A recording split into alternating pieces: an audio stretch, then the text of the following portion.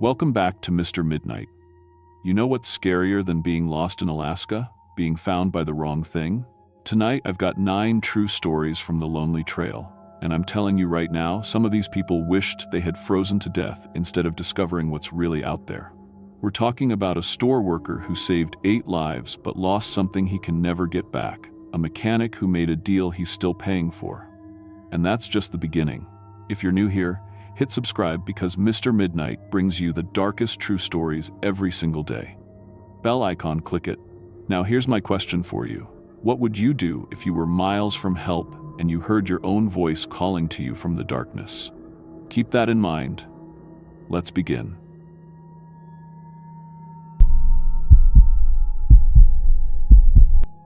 My name is Tom Henderson, and I've been working retail for 15 years, 12 of them right here at Miller's Market. It's the only grocery store in Pinewood, Montana, population 198 on a good day. I started as a stock boy when I was 18, worked my way up to night shift manager. It's not glamorous work, but this little store is the heartbeat of our town. When the nearest Walmart is 3 hours away through mountain roads, where all these folks have. I know every customer by name. Mrs. Chen, who buys exactly 2 oranges every Tuesday. Dave Martinez, who always forgets milk and comes back 20 minutes before we close. Sarah Thompson, who's been fighting diabetes since she was 8. I keep her insulin behind the counter so she never runs out.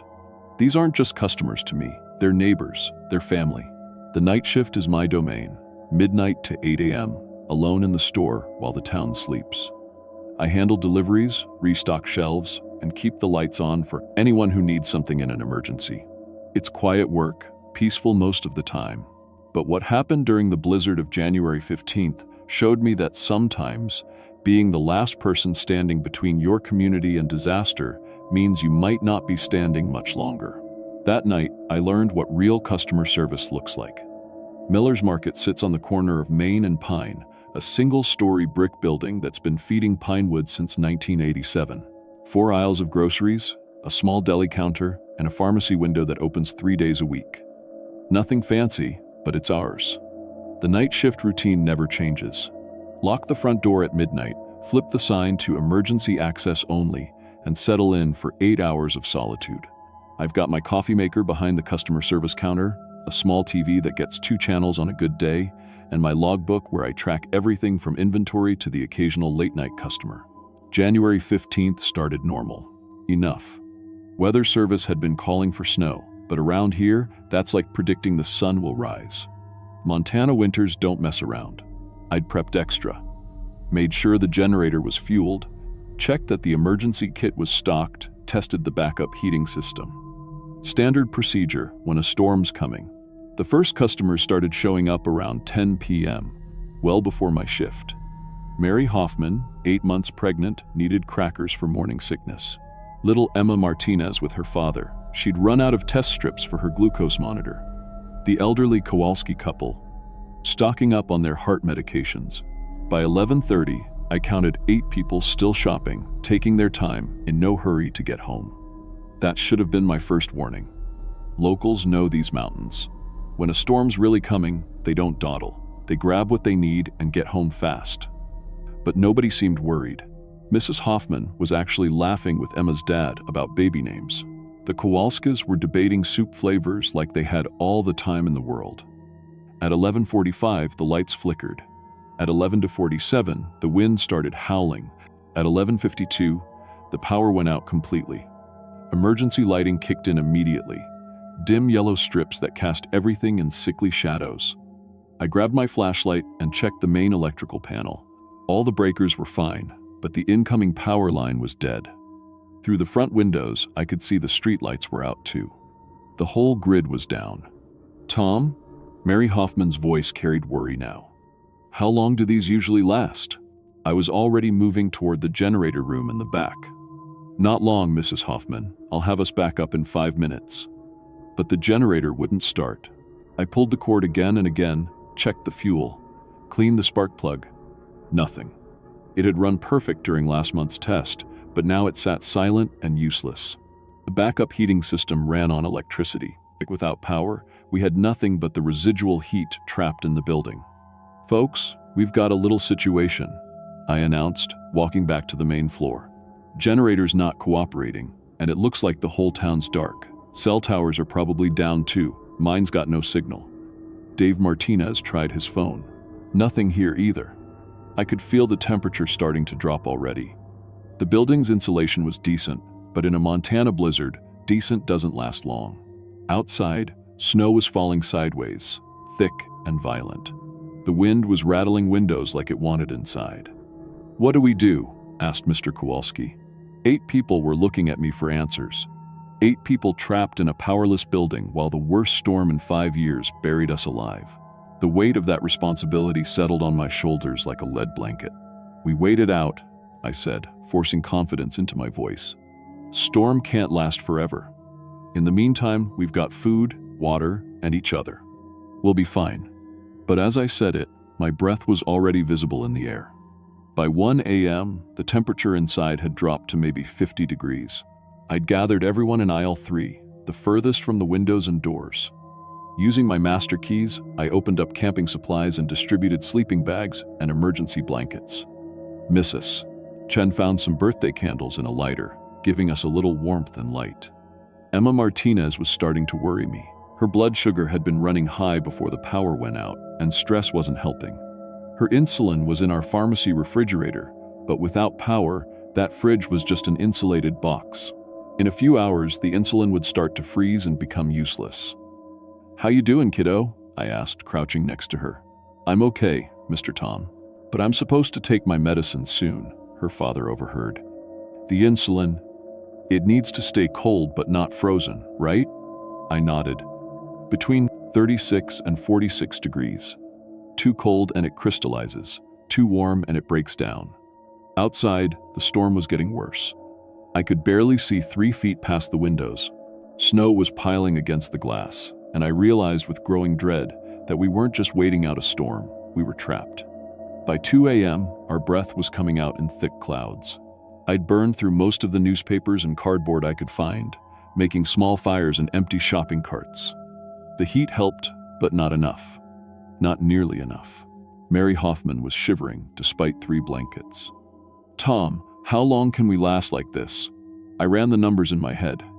8 people, dropping temperature, limited heating materials. If the storm didn't let up by dawn, if the power didn't come back. "We'll be fine," I lied.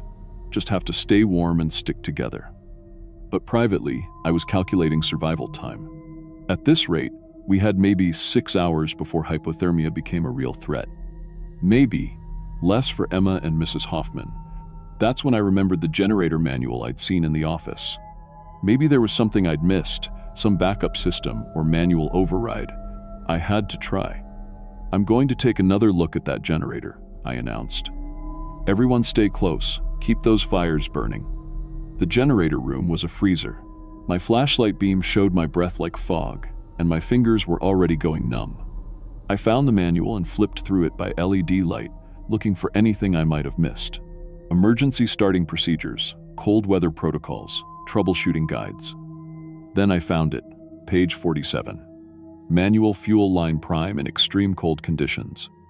There was a manual pump system I'd never noticed before, hidden behind the fuel tank. In extreme cold, fuel could gel up in the lines, preventing normal starting. But if I could prime the system manually, get the fuel flowing, it meant going outside. The fuel line ran along the exterior wall of the building to prevent fumes from accumulating inside. To reach the manual pump, I'd have to go out into the storm, work in sub-zero conditions with howling wind and blinding snow. I looked at the manual again, hoping I'd misunderstood.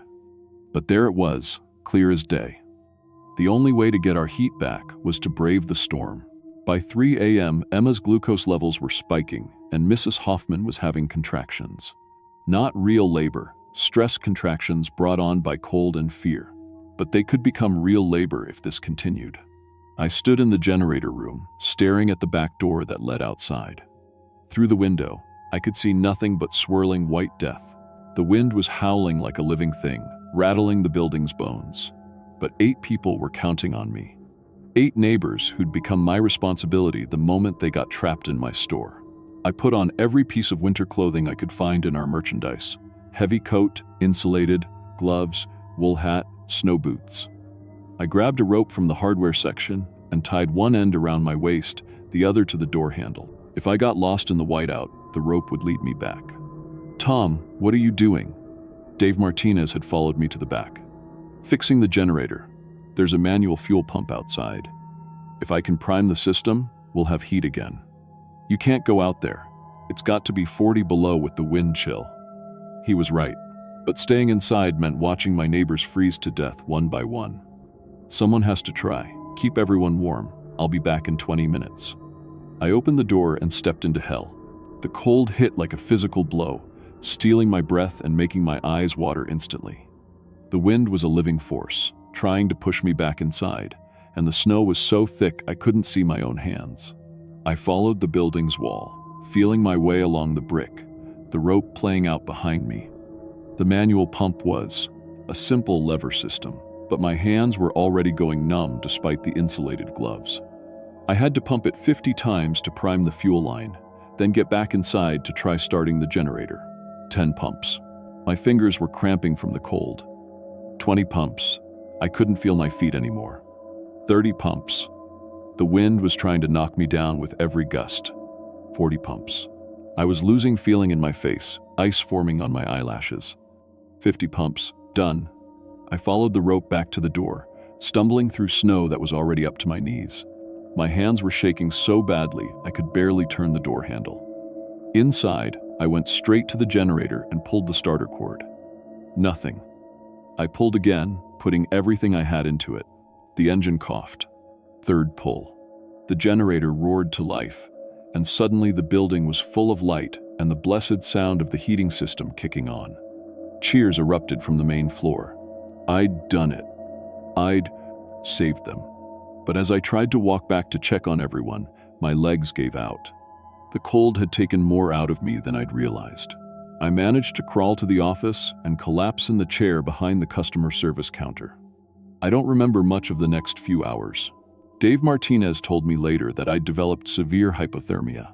My core temperature had dropped dangerously low. They wrapped me in sleeping bags next to the heating vents and took turns monitoring my condition. The generator ran for 18 hours straight until the main power came back online. The storm finally broke around noon, and by evening, the roads were clear enough for families to come collect their loved ones. Emma's insulin stayed at the perfect temperature. Mrs. Hoffman's contractions stopped once she warmed up. Everyone made it home safe and healthy. I spent 3 days in the hospital recovering from frostbite and hypothermia. Lost feeling in 2 toes permanently, but the doctors said I was lucky to be alive. When I came back to work, there was a card signed by everyone who'd been trapped that night. Mrs. Hoffman had written, "Thank you for showing us what real service looks like." The town council voted to install a backup generator system that starts automatically and doesn't require external maintenance. They also gave me a raise and named me Employee of the Year. Though honestly, I was just doing my job. But that night changed something in me. I realized that being the person who keeps the lights on, who makes sure people have what they need, that's not just a job. It's a calling. And sometimes, answering that call means risking everything to serve the people who depend on you.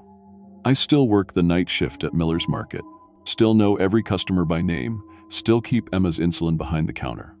But now, when folks thank me for staying open late or going the extra mile, I think about that storm and what real customer service actually means. It means being willing to walk into the cold so others can stay warm, even if you don't make it back.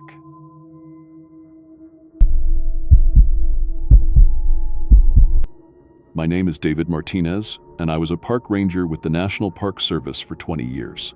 I need to tell you what really happened to me last October in the remote sections of Denali, because I can't be the only one who's seen what's out there. The official reports say I suffered a psychological breakdown from isolation and hypothermia. They're wrong. What I found in those woods is still finding other people, and someone needs to warn you before you end up like the others. I'd been working alone in the wilderness for 2 decades. After my divorce 5 years ago, the solitude became a comfort. Sarah left because she said I loved the forest more than her.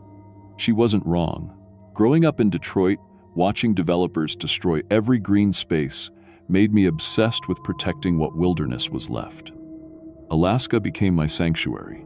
October 15th, I was investigating reports of missing hikers in the Teklenika River Valley.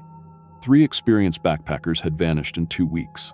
Their GPS devices stopped transmitting at the exact same coordinates, 40 miles from the nearest road.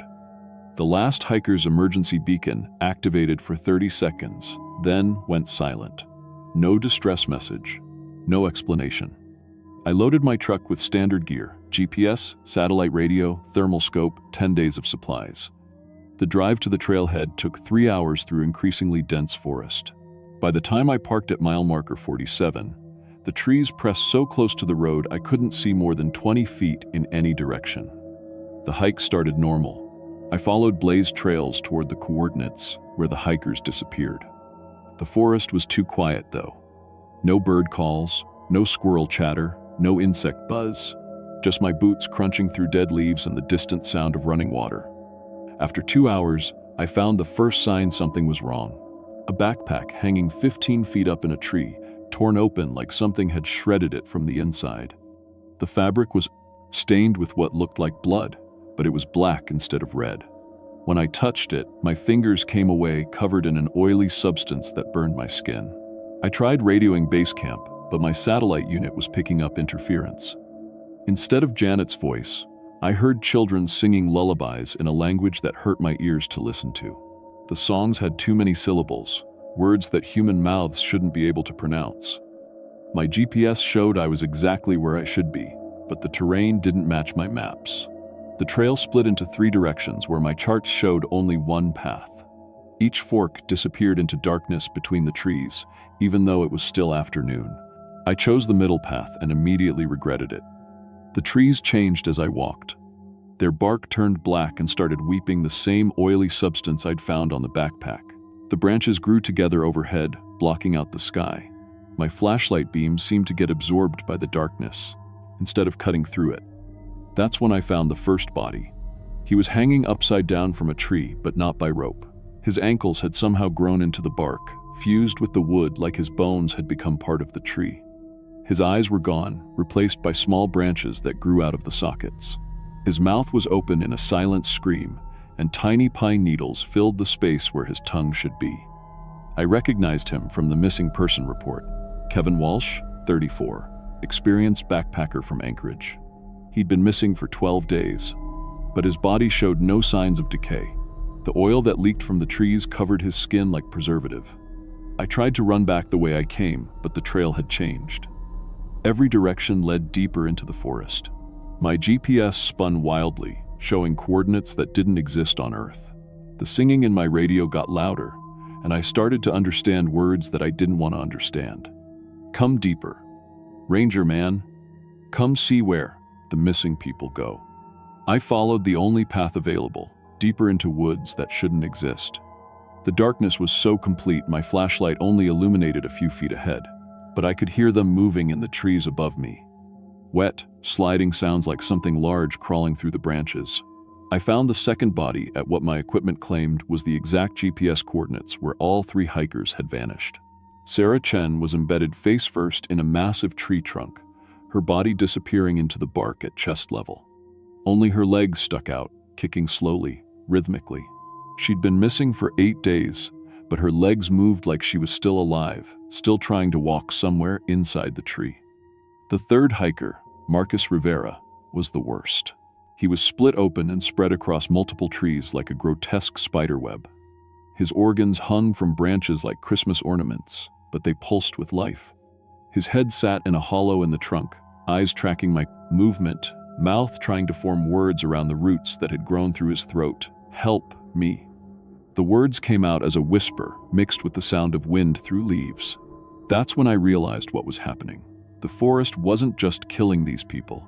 It was keeping them alive and making them part of itself. And it wanted me too. The trees around me started leaking more of that black oil. It pooled on the ground and began flowing toward my boots. Where it touched, the rubber started dissolving. I could feel it burning through my soles, starting to eat into my feet. I ran, crashing through underbrush that grabbed at my clothes with thorns that felt like fingers. The voices from my radio got louder, more insistent. The singing became a chant, and I understood what they were saying. Join us. Feed the forest, become the trees. Behind me, I could hear the ground splitting open. Roots erupted from the earth, reaching for my ankles. Every step sent burning pain through my dissolving boot soles. The forest was trying to plant me, to turn me into another ornament hanging from its branches. I broke through the tree line just as my feet gave out completely. The skin had been eaten away down to the muscle. I crawled the last 100 yards to my truck, leaving a trail of blood and that black, oily substance. The engine wouldn't start. My radio was dead. But somehow, my cell phone had 1 bar of signal. I called 911 and babbled about missing hikers and trees that eat people. The dispatcher thought I was having a breakdown. A helicopter found me 18 hours later, unconscious from blood loss and hypothermia. They rushed me to Anchorage General, where doctors said I'd suffered severe chemical burns to my feet and showed signs of acute psychological trauma. The official report blamed exposure to industrial runoff and isolation-induced hallucinations. But I know what I saw. And 3 weeks later, when my feet had healed enough to walk, I went back to mile marker 47. The trail was gone, just normal forest, with no sign of the path that led to that nightmare place. But late at night, when the wind is right, I can still hear them singing, the missing hikers, calling for others to join them in the trees. I'm not a park ranger anymore. I quit the day they released me from the hospital. But I keep track of missing persons reports from remote areas of Alaska. Every few months, experienced hikers vanish at coordinates that don't exist, their emergency beacons transmitting for exactly 30 seconds before going silent. The forest is still hungry. It's still looking for people to add to its collection. And someday, when there are enough voices singing in those trees, I think it's going to spread beyond that hidden trail.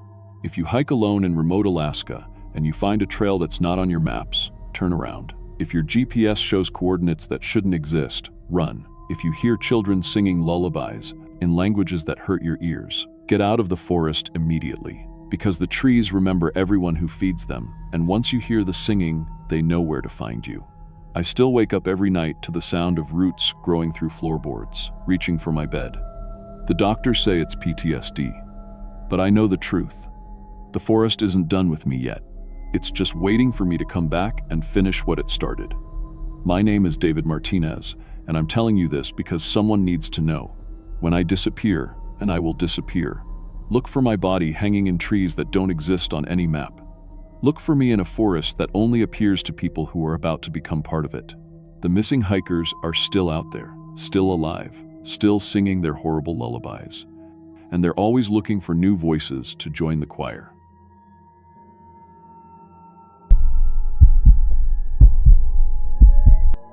My name is Amy Richardson, and I've been a mail carrier for the United States Postal Service for 3 years.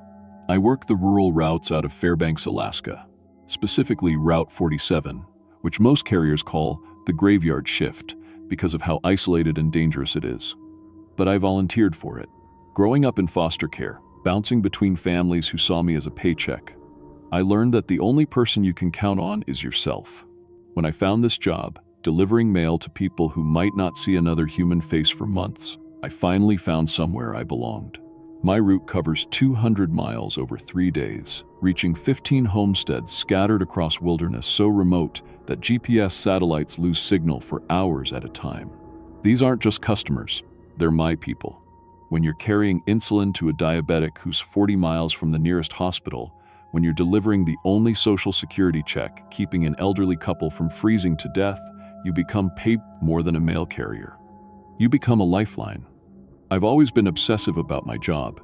Maybe it's because I spent my childhood being forgotten by the system, but I keep detailed logs of every delivery. I know that Mrs. Henderson at mile marker 47 takes her heart medication at exactly 8 a.m. I know the Kowalski kids wait by their window every Tuesday for me to wave. I know old Jim Morrison hasn't missed a single day checking his mailbox since his wife died 4 years ago. These patterns matter. They're proof that someone cares enough to notice. The Weather Service had been tracking a historic storm system for the past week, the kind that could shut down roads until spring. I had to complete my route before it hit. My supervisor, Pete, kept pushing me to skip the route this time, but I refused. These people trusted me. In 3 years, I'd never missed a delivery, Not even during the blizzard of 2022 when I had to use snowshoes for the last 10 miles.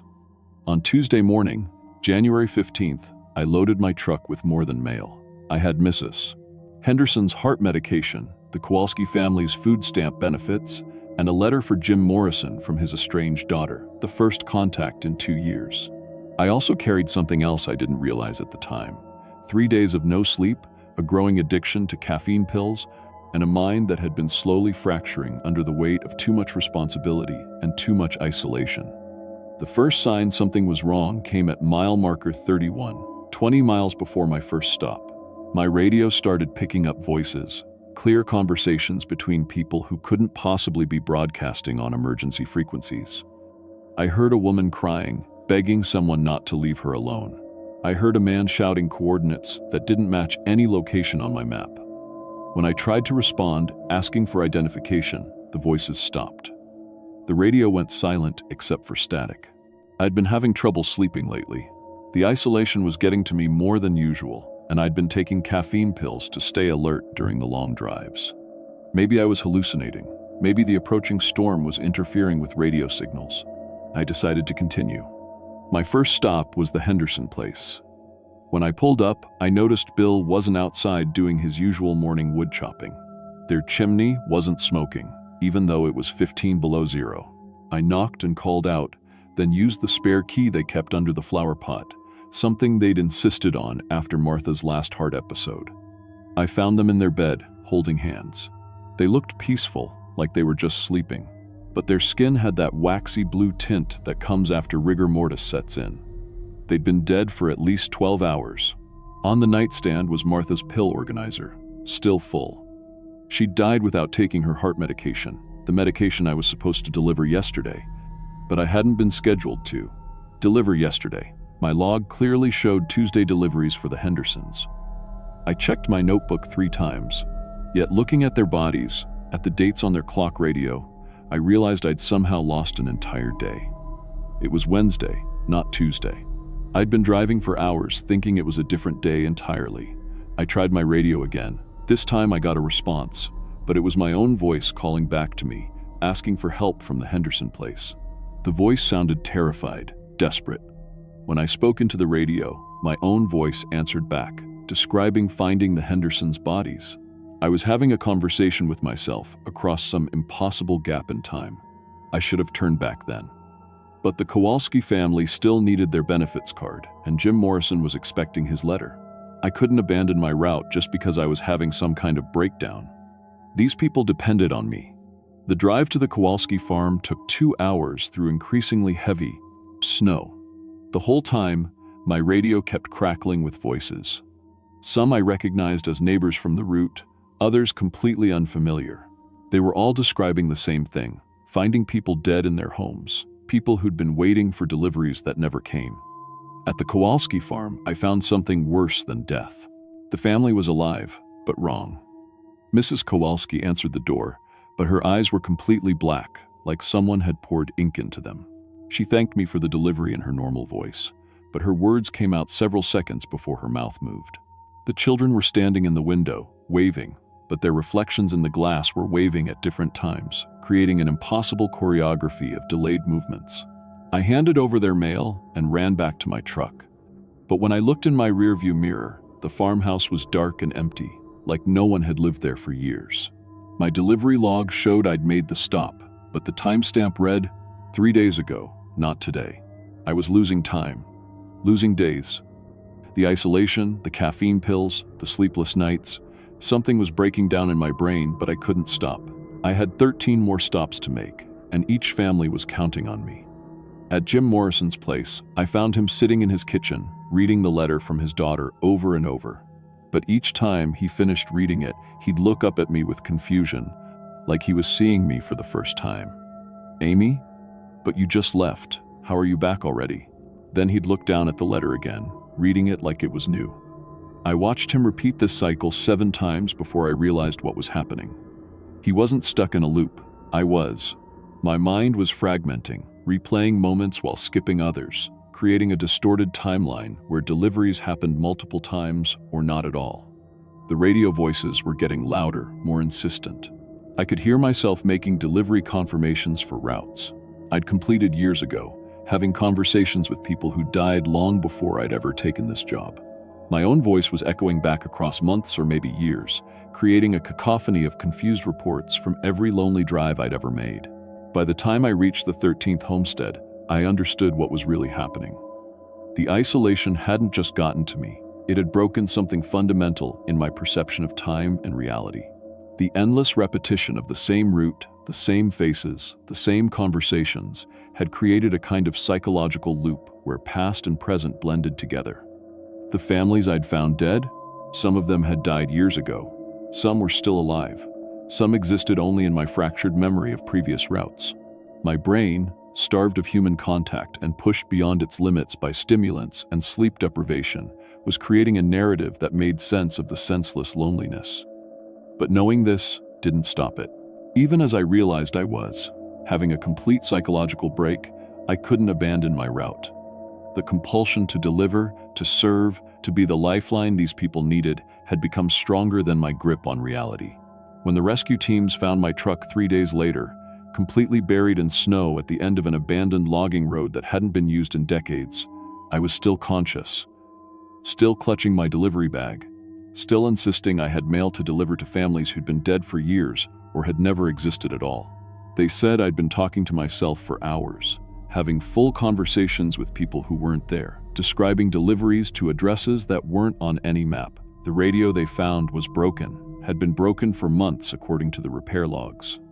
Every voice I'd heard had been my own mind, fragmenting under the weight of too much isolation and too much responsibility. I spent 6 months in psychiatric care. The doctors called it isolation psychosis with severe temporal displacement. Basically, my brain had tried to cope with extreme loneliness by creating multiple timelines where I could relive interactions with people, even if those interactions were just delivering their mail. I don't work for the Postal Service anymore. Can't handle the isolation. But sometimes, on clear winter nights, I still hear the radio voices calling across the endless Alaska wilderness. My own voice, echoing back from routes I'll never complete, delivering mail to people who need someone to care about them. The thing about true isolation, the kind that exists in the Alaska wilderness, is that it doesn't just separate you from other people. It separates you from time, from reality, from the basic human need to matter to someone else. When you're alone for too long, your mind starts creating the connections it needs to survive, even if those connections exist only in the fractured space between what's real and what's necessary. I learned that some jobs don't just require you to work alone. They require you to become alone. And once you cross that line, once you become truly isolated, you might find yourself delivering mail to ghosts, having conversations with echoes, and losing entire days to a mind that's trying to create meaning in a place where meaning goes to die. The Postal Service motto says, "Neither snow, nor rain, nor heat, nor gloom of night stays these couriers from their appointed rounds." But they never mention what happens when the courier stays on their rounds long after the route has ended, long after there's anyone left to deliver to. Some of us are still out there, driving the lonely trails, delivering mail to empty houses, serving people who exist only in the broken timelines of minds that couldn't handle the weight of caring too much about others in a place too vast and empty to care back.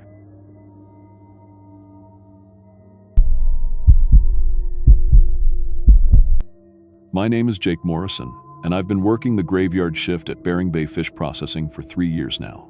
I started here right after college with my marine biology degree, trying to save up money for graduate school. Most people think it's crazy to spend your nights alone in a fish cannery, but I actually love it. There's something peaceful about the methodical work, sorting catches, running the processing equipment, making sure everything meets quality standards. Plus, with my background, I can identify every fish species that comes through our doors from the North Pacific. At least, I thought I could. What happened last October during the late salmon run changed everything I thought I knew about what lives in our oceans. The Bering Bay plant sits about 15 miles north of town, right on the water where the fishing boats can dock directly at our facility. We process catches from dozens of boats working the Bering Sea, everything from salmon and halibut to pollock and crab.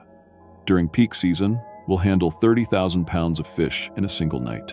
The day crew handles most of the volume, but the night shift is when the boats that fish the deep waters come in. That's my shift, usually just me and maybe one other guy handling whatever comes off those boats. I'd been working alone that particular Tuesday night in October. The weather had been rough for a week straight, so most of the fleet had been stuck in port. But that afternoon, 3 boats finally made it back from a 10-day run to some of the deepest fishing grounds in the Bering Sea. The Times Northern Star, ***, Deep Current ***, and Times Tide Runner ***, all serious deepwater vessels that work the continental shelf drop-offs where the big fish live. The first boat unloaded around 11 p.m., and everything seemed normal. Standard late-season salmon, some halibut, the usual mix. I was running the sorting line, checking each fish for quality, removing anything that didn't meet our 4 standards. After 3 years, I could do this job in my sleep. Check the eyes. They should be clear, not cloudy. Feel the flesh. It should be firm, not soft. Look at the gills. Bright red means fresh, brown means it's been dead too long. But when the second boat started unloading around 1 a.m., that's when I noticed the first thing that didn't make sense. There was a salmon in the batch that was wrong. Not spoiled wrong, just wrong. It looked like a Chinook salmon, but it was twice the size any Chinook should be. I'm talking about a fish that should max out at 30 pounds, but this thing had to weigh 60. And when I opened it up to check the internal cavity, the organs weren't arranged right. There was an extra organ I'd never seen before, sitting where the swim bladder should be, but it was shaped like a brain. Folded and ridged just like brain tissue. I figured it had to be some kind of mutation. You see weird stuff sometimes when fish get exposed to pollution or chemicals. So I set it aside and kept working. But then I found another one, and another. By the time I finished processing that boat's catch, I had 17 salmon with the same impossible anatomy. That's when I started paying closer attention to everything coming through. The third boat's catch was even stranger. Mixed in with the normal fish were species that shouldn't exist together. Deep-sea fish that live at 2,000 feet, mixed with shallow water fish that never go below 50 feet. Fish from Arctic waters mixed with temperate species. And some fish I couldn't identify at all, despite my marine biology training. One looked like a cross between a halibut and something else, something that had never been cataloged. It had the flat body of a halibut, but with extra fins that looked almost like hands. When I touched those fins, they felt warm, even though the fish had been dead for hours. And the skin had a texture I'd never felt before, almost like it was covered in tiny scales that shifted and moved under my fingers. But the weirdest thing was how they were arranged in the holds. Instead of just being dumped in randomly like fish usually are, these strange specimens were laid out in patterns, organized, like something had arranged them deliberately. I called my supervisor, Mike, but it went straight to voicemail. The radio in the processing room was just picking up static. Even my cell phone couldn't get a signal, which was weird because I always had at least 2 bars in the plant. That's when I heard the sound. It started as a low vibration coming through the floor, so deep I felt it more than heard it. At first, I thought it might be one of the processing machines cycling on, but all the equipment was shut down. The sound seemed to be coming from the direction of the dock, where the boats were tied up. I walked over to the windows that looked out over the harbor, and what I saw made my blood run cold. The water around all 3 boats was glowing, not reflecting light, actually glowing with a pale blue-green color that pulsed like a heartbeat. And in that glow, I could see shapes moving under the water, big shapes, much bigger than any fish.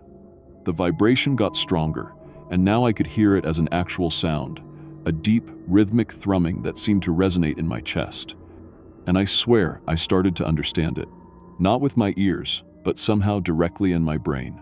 It wasn't random noise, it was communication. I stumbled backward from the window, trying to make sense of what I was seeing. That's when I noticed that the fish on my processing tables had changed. The strange specimens I'd set aside weren't just lying there anymore. Their eyes were open, and they were looking at me. Not the glassy stare of dead fish, actual, focused attention. And they were moving. Just slightly, but definitely moving. Gills fluttering like they were trying to breathe air. The thrumming sound got louder, and suddenly I could understand what it was saying. Asterisk. Come to the water. I backed away from the tables, but my feet felt heavy, like they were being pulled toward the dock. The logical part of my brain was screaming that this was impossible, that fish don't communicate, that dead things don't come back to life. But another part of my brain, a part that felt ancient and vast, was responding to that call. I found myself walking toward the dock doors without meaning to. My hand reached for the handle, and I could feel the cold metal against my palm. The sound from the water was so loud now it was shaking the windows. That's when I saw them clearly for the first time.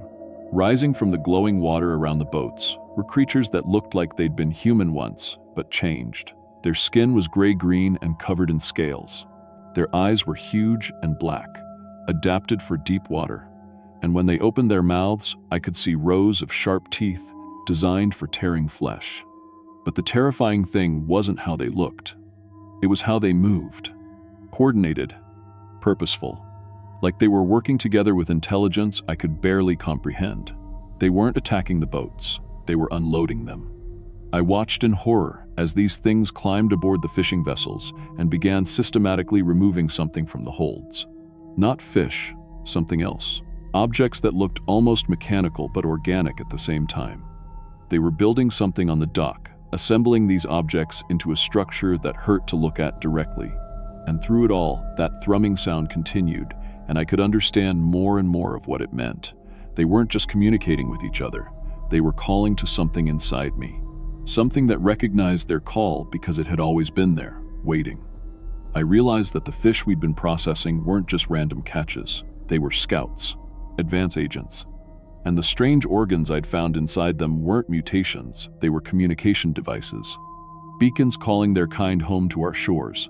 The thrumming reached a crescendo, and suddenly I understood everything.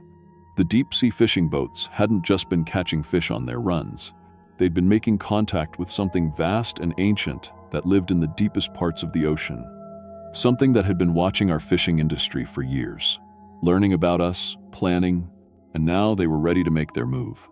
The creatures on the dock turned to look at me through the window, and I could see intelligence in those black eyes. Recognition. They knew I understood. And worse, they knew I was going to help them. I felt my hand turning the door handle, felt my feet carrying me toward the dock. The night air hit my face, cold and salty, but underneath the ocean smell was something else. Something that smelled like deep water and ancient, things that had never seen sunlight. The lead creature approached me, moving with fluid grace despite being out of water. When it spoke, the words formed directly in my mind. Asterisk, you understand the deep places now. You will help us spread the word to your kind. The oceans are rising, and soon your land will be ours again. Asterisk, I tried to resist, tried to run, but my body wasn't responding to my commands anymore. The thing that had been awakened in my brain by their call was taking control. I could feel my consciousness being pushed aside, replaced by something vast and cold and patient. That was 6 months ago. I still work at the fish processing plant. My supervisor thinks I'm doing excellent work, better than ever. I can predict exactly when boats will arrive with catches, and I always know which fish to keep and which to discard. The plant's efficiency has improved dramatically since that night. What they don't know is that I'm not just processing fish anymore. I'm processing information. Every boat that comes through our dock carries messages from the deep water, and I make sure those messages get to where they need to go. Other processing plants up and down the coast, other workers like me who've learned to listen to the call from below. The fishing industry thinks they're just having an unusually good season. Record catches, fish appearing in areas where they've never been found before, new species being discovered that somehow adapt perfectly to commercial fishing methods. They don't realize they're being farmed, and every night, when I'm alone in the plant, I can hear them calling from the depths. More of them every time. Coming closer to shore, building their numbers, teaching more of us land dwellers to serve their purpose. The oceans are rising, just like they promised. Not just the water levels, the intelligence that lives beneath the waves. And when they're ready to reclaim the surface world, those of us who learn to listen will be here to help them. If you work in the fishing industry, on a boat, in a processing plant, at a marina, and you start finding fish that don't look quite right, don't ignore it. Don't try to understand it. And whatever you do, don't listen to the sounds they make, because once you understand what they're really saying, you'll never be just human again. The deep waters are calling, and they're very, very patient.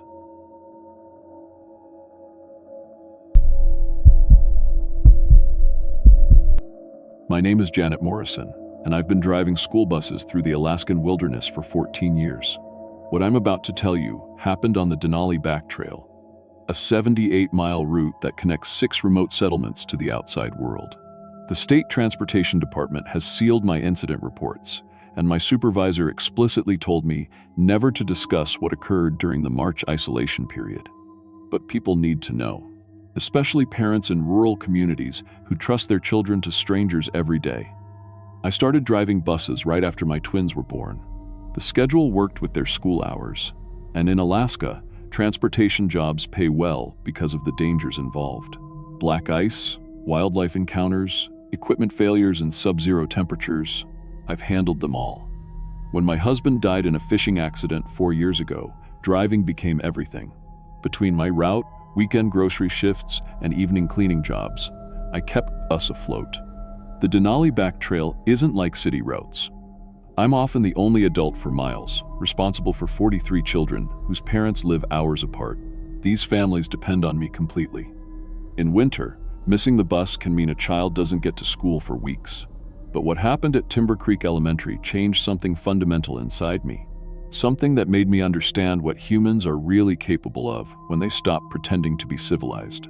The emergency call crackled through my radio at 2:47 p.m. on March 15th. Bus 47, we have 12 children stranded at Timber Creek Elementary. Heating system failure, major storm incoming. You're our closest unit. Timber Creek Elementary sits 31 miles off the main highway, serving the most isolated families in our district. It's a converted logging camp building from the 1962nd. 2 classrooms, basic utilities, no backup systems. The kind of place that exists because some families refuse to abandon their land, no matter how harsh the conditions. The sky was already that sickly yellow-gray that means serious weather coming. My radio started cutting out as I drove deeper into the backcountry, static replacing dispatch communications. By the time I reached the school, snow was falling in thick, wet flakes that stuck to everything. Inside, I found Mrs. Patterson and 12 children huddled in the main classroom, their breath visible in the frigid air. The kids ranged from 6 to 12 years old. 3 were my regular riders, faces I'd known for years. The others I recognized but didn't know personally. The heating unit died about 2 hours ago, Mrs. Patterson explained, wrapping a coat around one of the younger girls. Phone's been acting up all week, and now I can't reach anyone. I tried my radio again, dead static. Cell service had never reached this area, and the emergency satellite phone wasn't responding either. Through the windows, I could see the storm intensifying rapidly, the kind of weather that kills people caught in the open. We're staying put tonight, I announced, putting on my most confident voice for the children. Think of it as an adventure. But I knew we were in serious trouble. The building wasn't equipped for extended occupancy. We had minimal food and water, and the temperature was dropping fast. Worse, this old structure had a history of problems. Previous incidents with contaminated water, electrical failures, even reports of strange animal behavior in the area. As darkness fell and the blizzard really took hold, I gathered emergency supplies and settled the children in the main room.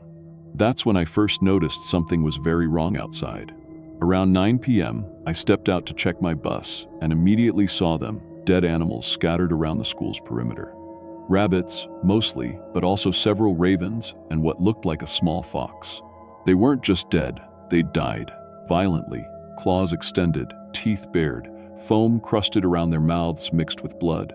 The foam had an odd smell, sweet at first, like overripe fruit, but underneath was something rotten and chemical. It reminded me of the smell when cleaning supplies mix accidentally, that sharp, wrong odor that makes your throat burn. More disturbing was their positioning. The dead animals formed an almost perfect circle around the building, like they'd been trying to get inside when whatever killed them took effect. Some had actually clawed at the foundation, leaving deep scratches in the old wood. I checked the school's water system, a well with an electric pump drawing from an underground spring. The water looked normal, but when I got close to the pipes, I caught that same sweet rot smell. Faint, but definitely there. Nobody drinks the water, I told everyone when I came back inside, keeping my voice casual. I think there might be contamination from the storm runoff. We'll use snow for drinking water. Mrs. Patterson looked concerned but didn't argue. The children complained briefly, but they trusted me. As I melted pot after pot of snow on our emergency camp stove, I tried to ignore the headache building behind my eyes. Probably just stress and the altitude change. But by midnight, the headache had become something else. A fever that made my skin feel too tight and my thoughts unusually sharp. I could hear things I shouldn't have been able to hear. The children's individual heartbeats as they slept. Small animals moving through the walls with perfect clarity. The wind patterns outside shifting in ways that seemed almost purposeful. And I was developing feelings about these children that didn't make sense. Not just responsibility, something more intense, more possessive. When Mrs. Patterson suggested we try the radio again, I found myself getting genuinely angry, like she was questioning my ability to protect what was mine. I told myself it was exhaustion and worry, but the feeling kept growing stronger. I woke up on the second day, feeling like my entire nervous system had been rewired. The fever was higher, but instead of weakness, I felt incredibly alert. Every sense was amplified. I could smell the individual fear sense from each child, distinguish their breathing patterns even from across the room, hear their whispered conversations with perfect clarity. 3 of the younger children were showing similar symptoms. Emma, usually shy and withdrawn, had become oddly confident overnight. The Hendricks boy, who normally cried when separated from his parents, was completely calm.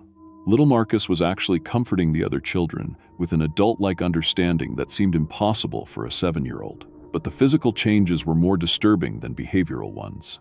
All 3 children had developed a higher body temperature, yet they weren't sweating or showing signs of distress. Their eyes had taken on an unusual brightness, pupils dilated but still responsive to light. Most unsettling, they'd started moving differently. More coordinated, more purposeful, like they were suddenly aware of their bodies in ways children usually aren't. Mrs. Patterson was getting worried. Maybe we should try to get the sick ones to town, she suggested. That snowmobile trail might still be passable. The suggestion triggered something violent inside me. Absolutely not, I snapped, the words coming out harder and more aggressive than I'd intended. Those children aren't going anywhere in this weather. She stepped back, clearly startled by my tone. But I couldn't bring myself to apologize. The idea of anyone taking these children away from me felt like a threat to something essential, something worth fighting for. Throughout the day, I watched the infected children with growing fascination. They weren't just calmer and more cooperative, they were better. More intelligent, more empathetic, more aware of the group's needs than their own individual desires. When the uninfected children complained about the cold or asked about their parents, the infected ones would comfort them with a wisdom that seemed far beyond their years. By evening, 2 more children had developed fevers. I separated them from the healthy ones, officially for quarantine purposes, but really because I was becoming protective of them in ways that scared me. The healthy children were starting to seem fragile, needy, almost irritating with their normal childish behaviors. The infected ones, though, were becoming something remarkable. They anticipated my needs, helped without being asked, and most importantly, they looked at me with a kind of understanding and trust I'd never experienced before. Not just as their bus driver or temporary guardian, but as something more fundamental, as their leader, their alpha. That night, while Mrs. Patterson slept, I sat with the infected children and felt something click into place in my brain. The fever hadn't made us sick. It had evolved us, enhanced us, made us into better versions of what humans could be. And I realized with crystal clarity that I wanted all the children to have this gift. By the 3rd day, the transformation was accelerating. 7 children now showed symptoms, and the changes were becoming more dramatic. Their body temperatures had stabilized at around 104 degrees, but they showed no signs of distress. If anything, they seemed more comfortable than the healthy children, less affected by the cold, requiring less food and water. More significantly, they were developing a pack mentality with me as the clear leader. They moved in coordination without obvious communication, shared resources instinctively, and positioned themselves protectively around the younger or weaker members of the group. When one of the healthy children had a crying fit about missing, boom, the infected ones surrounded her in a comforting circle until she calmed down. Mrs. Patterson was no longer just worried, she was afraid. "Janet, this isn't normal sickness. Look at their eyes. Listen to how they talk to each other. Something's very wrong here." But she was looking at it backward. Nothing was wrong, everything was finally right. These children were becoming what they were meant to be: cooperative, intelligent, protective of their group. The fever was burning away their selfishness, their fear, their individual weaknesses, leaving behind something pure and perfect. "They're adapting," I told her firmly. "Children are more resilient than adults. They're handling this situation better than most grown-ups would." What I didn't tell her was that I could feel the change spreading from me to them through simple proximity. My breath carried something. My presence triggered something in their developing systems. The contaminated water had been just a catalyst. I was the true vector, the mother queen spreading improvement to her offspring. And I could control the rate of transmission. The children I spent more time near, the ones I breathed on more directly, transformed faster. I was consciously choosing who to enhance and when, based on who was ready for the gift. That night, I made a decision that would change everything. The healthy children were becoming a liability. Their fear and confusion were affecting group morale. It was time to complete the process. I moved through the room as everyone slept, spending extra time near each uninfected child, breathing gently on their faces, touching their foreheads as if checking for fever. By morning, all 12 children would be enhanced. But before dawn, we had visitors. The rescue team arrived just as I was finishing the final transmissions. 2 snowmobiles and a tracked emergency vehicle, carrying paramedics and search personnel. Through the window, I watched them approaching and felt something I'd never experienced before. Primal, territorial rage. These were my children now. We'd formed something beautiful and perfect together, and these outsiders were coming to destroy it. When they knocked, Mrs. Patterson rushed to open the door. "Thank God you're here. Some of the children have been very sick, and Janet's been." She glanced at me nervously.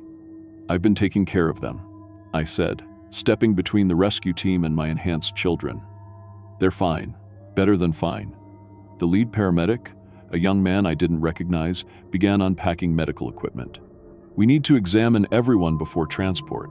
There are reports of water contamination in this area, industrial chemicals that cause neurological effects." "What kind of effects?" "Mrs. Patterson asked. "Behavioral changes, elevated body temperature, altered brain chemistry. In extreme cases, complete personality restructuring." He looked directly at me. "Sometimes people become convinced that the contamination is actually beneficial. They resist treatment and try to spread it to others. But they didn't understand. This wasn't contamination. This was evolution. Improvement. I could see it in the way my enhanced children watched the rescue team with intelligent, calculating eyes. They understood, just like I did, that these outsiders threatened what we'd built. When the paramedic approached Emma with a thermometer, she looked at me first, waiting for permission. When I gave a small nod, she cooperated, but I could see the resistance in her posture. She didn't want to be touched by him any more than I wanted him touching her. "Temperature 104.2, he announced. "We need immediate medical evacuation." "No." The word came out as a growl. "These children aren't going anywhere." That's when my enhanced children moved into position. Without any signal from me, they'd spread around the room to block the exits. Not threatening, just strategically placed. The healthy children looked confused, but my pack knew exactly what they were doing. The paramedics tried to maintain professional protocols at first. Medical necessities, parental notifications, state health requirements. But I could smell their growing fear as they realized something was fundamentally wrong with the situation. When they tried to physically guide the children toward the door, my pack responded. Emma bit the paramedic's hand, not hard enough to cause serious damage, but hard enough to draw blood and make him release her.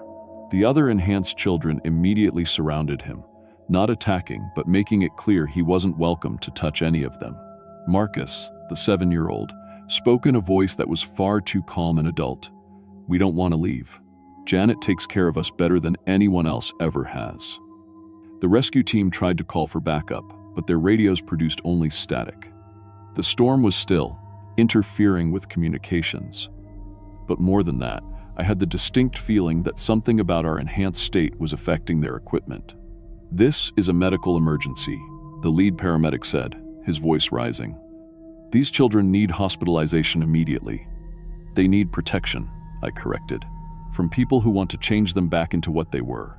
Weak, scared, selfish little individuals who only care about themselves." Mrs. Patterson was backing toward the wall, finally understanding that I wasn't the same person she'd known. "Janet, listen to yourself. You're talking about these children like they're yours." "They are mine," I said simply. "And I'm theirs. We're a family now. A proper family." When the rescue team tried to force their way out with the healthy children, my enhanced ones fought back efficiently. They moved as a coordinated unit, using their small size and newfound intelligence to trip the adults, tangle their equipment, and create enough chaos to prevent anyone from leaving. It wasn't violent in the traditional sense. It was surgical. Precise. They targeted pressure points, vulnerable joints, sensitive areas, with the kind of knowledge no children should possess. When one paramedic tried to grab little Sarah, Marcus kicked him in exactly the right spot behind the knee to collapse his leg. When another reached for his radio, Emma yanked the antenna with a sharp twist that snapped it cleanly. Within minutes, all 3 rescue personnel were on the ground, conscious but immobilized. And more importantly, all 12 children were now running fevers. The transformation of the rescue team took longer. Adult systems are more resistant to change. But by the end of the week, when the storm finally cleared, everyone in that building had been improved. The return to civilization required careful management. I'd had a week to plan our story and coach everyone on the details. The storm had been worse than predicted. Communication equipment failed completely. The rescue team had gotten disoriented in the blizzard and sheltered with us until conditions improved. Several people had gotten sick from contaminated water, but everyone recovered. The medical examinations went smoothly. Yes, some of the children showed signs of recent illness. Elevated white cell counts, slightly dilated pupils, enhanced reflexes.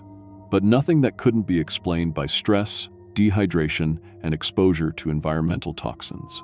The enhanced coordination and intelligence were attributed to post-traumatic bonding and improved cooperation after shared hardship. The parents were amazed by how well their children had handled the ordeal. Remarkably resilient, the doctors said. Unusually mature responses to crisis. Several families commented on how much more helpful and well-behaved their children had become since the incident. Best of all, none of the adults suspected the truth. Why would they? Their children had come home healthier, calmer, and more intelligent than before. What parent questions that kind of improvement? I returned to my regular route the following week, but now I understood my true purpose. 43 children under my daily care, traveling the same isolated circuits through Alaska's most remote communities. But instead of just transportation, I was now providing enhancement. The process had to be subtle. Too rapid and people would notice, too obvious and they'd interfere. But children are naturally prone to minor illnesses, especially during Alaska's harsh weather. A few extra minutes on the bus breathing recycled air. Slightly elevated temperatures during flu season. Nothing that couldn't be explained by normal childhood maladies. I started with the most troubled children, the ones whose parents were already worried about behavioral problems, poor grades, or social difficulties. When those children began showing dramatic improvements, their parents were grateful rather than suspicious. Within 6 months, every child on my route had been enhanced. Their academic performance increased dramatically. Behavioral problems disappeared. They began helping around the house without being asked, mediating conflicts between siblings, even helping their parents make better decisions about family matters. The school district offered me a promotion to transportation supervisor. Outstanding performance, they said. Natural leadership abilities. The kind of professional who really understands children and brings out their best qualities. They had no idea how literally true that was. 2 years later, my enhancement network covers 4 school districts across northern Alaska. I've trained 11 other drivers in the process. Though they don't fully understand what they're doing, They think they're just implementing new behavioral management techniques and creating supportive environments for children. They don't realize they're carriers. The enhanced children are thriving beyond anyone's expectations. Test scores in our region have increased by an average of 47%. Youth crime has dropped to virtually zero. Depression and anxiety rates among teenagers have plummeted. College acceptance rates have tripled. More importantly, the enhanced children are beginning to enhance others. The older ones understand their role instinctively, using close contact with family members, friends, and eventually romantic partners to spread the improvement. It's a beautiful process to observe. Children becoming teachers, showing their loved ones how much better life can be when everyone works together toward common goals. My own twins were among the first to be enhanced, of course. They're 16 now, perfect examples of what humans can become. Respectful, intelligent, emotionally stable, they understand that what we're doing is important evolutionary work, helping our species move past the limitations of individual selfishness toward true cooperation. The medical community is baffled by what they're calling the Northern Development Phenomenon, improved cognitive and social function in rural Alaskan youth, decreased violence and increased academic achievement across entire communities, lower rates of mental illness, and higher rates of family stability. They're crediting it to improved nutrition, stronger community bonds, and the character-building effects of harsh environmental conditions. Research teams are studying our communities as models for youth development programs in other regions. They have no idea they're documenting the spread of human evolution. But some people are starting to ask questions. State health officials have noticed patterns in the improvement rates. Social workers are commenting on the unusual uniformity of behavioral changes. A few parents have expressed concerns about their children's too perfect personalities. That's why I'm telling this story now. Because the enhancement process is accelerating, and soon it will be impossible to hide. Within 5 years, most of northern Alaska will be enhanced. Within 10, the improved children will be attending universities across the country, starting careers, forming relationships with unenhanced individuals. The old version of humanity, selfish, fearful, violent, is becoming obsolete. The enhanced version is simply better, more intelligent, more cooperative, more capable of long-term thinking and group survival. Some people will resist. They'll call it infection, contamination, loss of individuality. They'll try to develop treatments or quarantine procedures. But they won't succeed because the enhanced children are still human, just better humans. And better humans are very good at protecting themselves and spreading their advantages. I'm not driving a school bus anymore. I'm not spreading contamination or infection. I'm a mother to thousands of children across dozens of communities, helping them become the best versions of themselves. That's what real love looks like, doing whatever it takes to improve the lives of the children in your care, even if the rest of the world isn't ready to understand the gift you're giving them. But they will understand. Eventually, they'll all understand. Because eventually, they'll all be enhanced. The transformation is already spreading beyond Alaska. Enhanced children who move away for college, who join the military, who get jobs in other states. They carry the improvement with them. They form relationships, start families, work in schools and hospitals and community centers. And they remember what I taught them about sharing gifts with the people they love. Some of you reading this might recognize the symptoms I've described, maybe in your own children or your students or the kids in your community who seem to be developing unusual maturity and cooperation. Maybe you've noticed test scores improving, behavioral problems decreasing, young people working together in ways that seem almost too good to be true. If so, don't be afraid. The enhancement process is gentle and beneficial. Your children aren't sick, they're evolving. They're becoming what humanity was always meant to be. And if you're a parent, teacher, or caregiver who wants what's best for the children in your life, you might consider that improvement isn't something to resist, it's something to embrace. After all, what parent doesn't want their child to be perfect?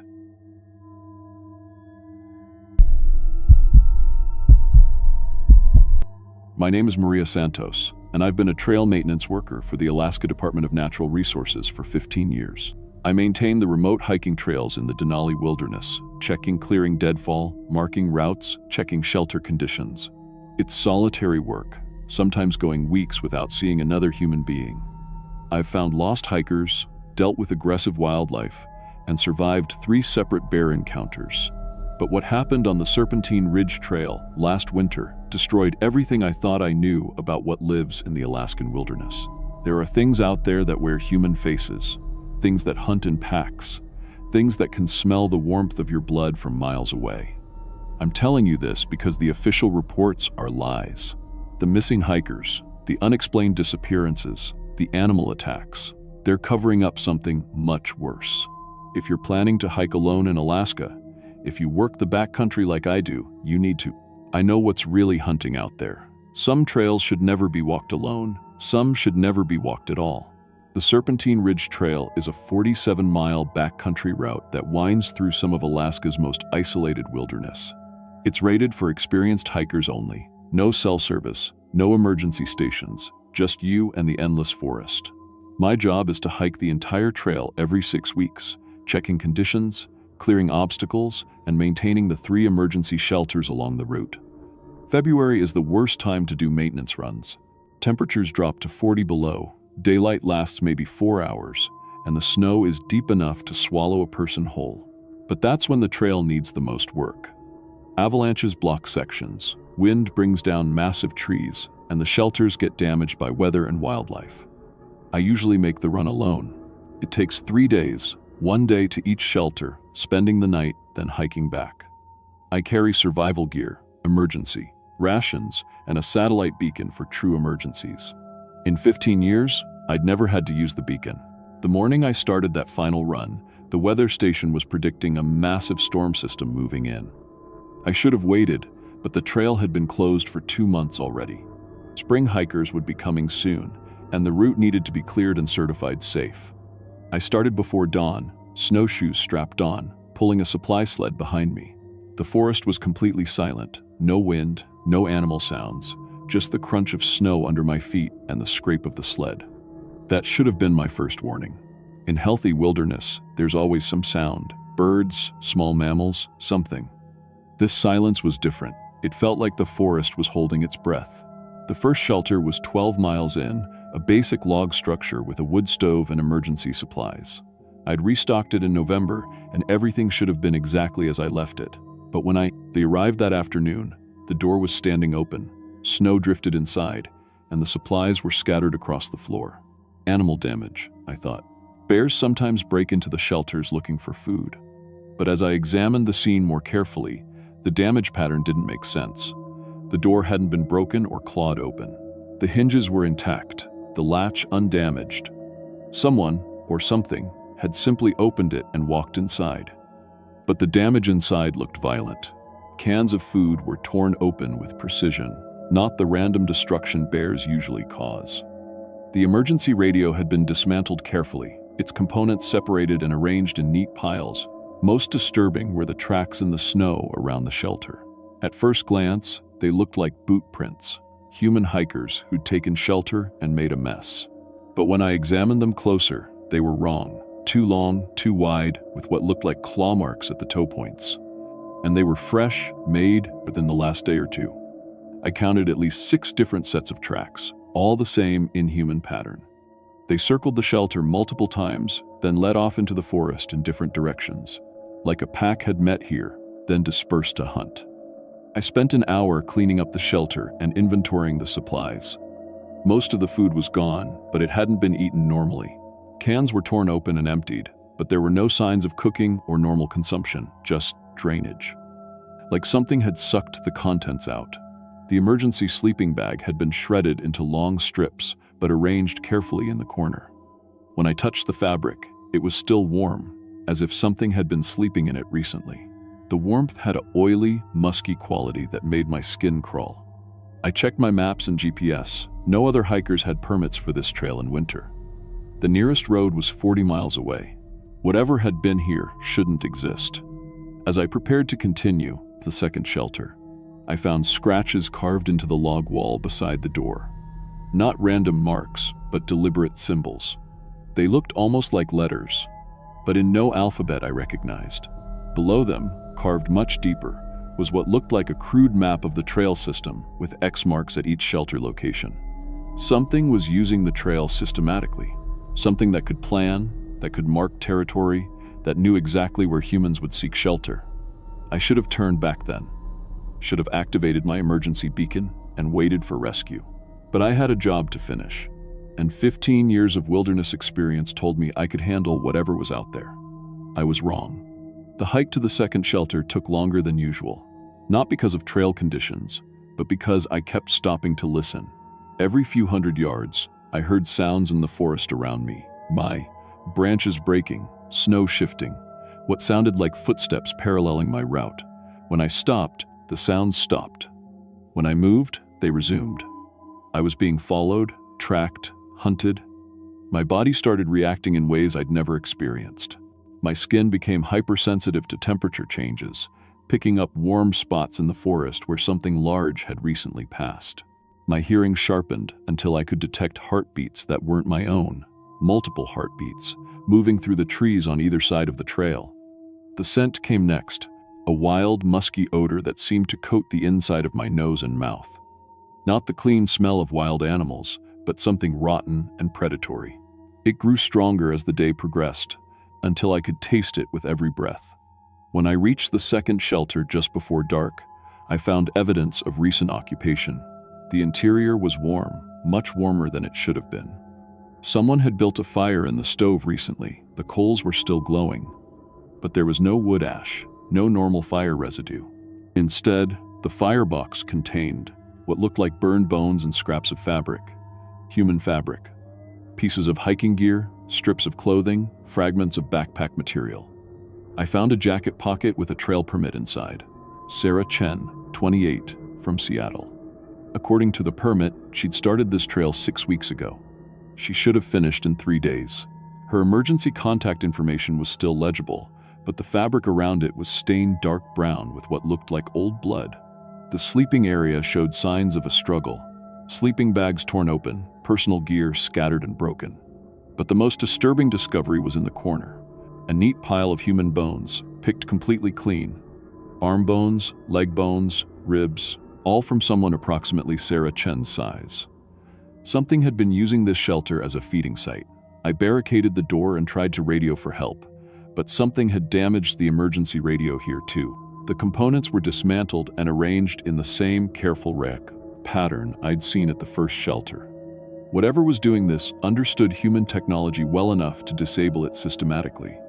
As darkness fell, the sounds outside intensified, scratching at the walls, footsteps circling the shelter, what sounded like multiple voices having conversations in a language I couldn't understand.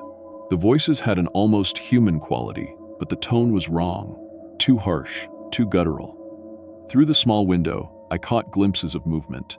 Dark shapes that walked upright like humans but moved wrong, too fluid, too quick, with an predatory grace that no human possesses. When they passed through patches of moonlight, I could see they wore remnants of human clothing, hiking boots, torn jackets, winter hats. But the clothing hung wrong on their elongated frames. Around midnight, one of them spoke in perfect English. Maria Santos, Alaska Department of Natural Resources. Employee ID 4471, 15 years experience, lives alone, no family in, Alaska. My blood turned to ice. It knew my name, my job, my personal details. Information that wasn't on any identification I carried.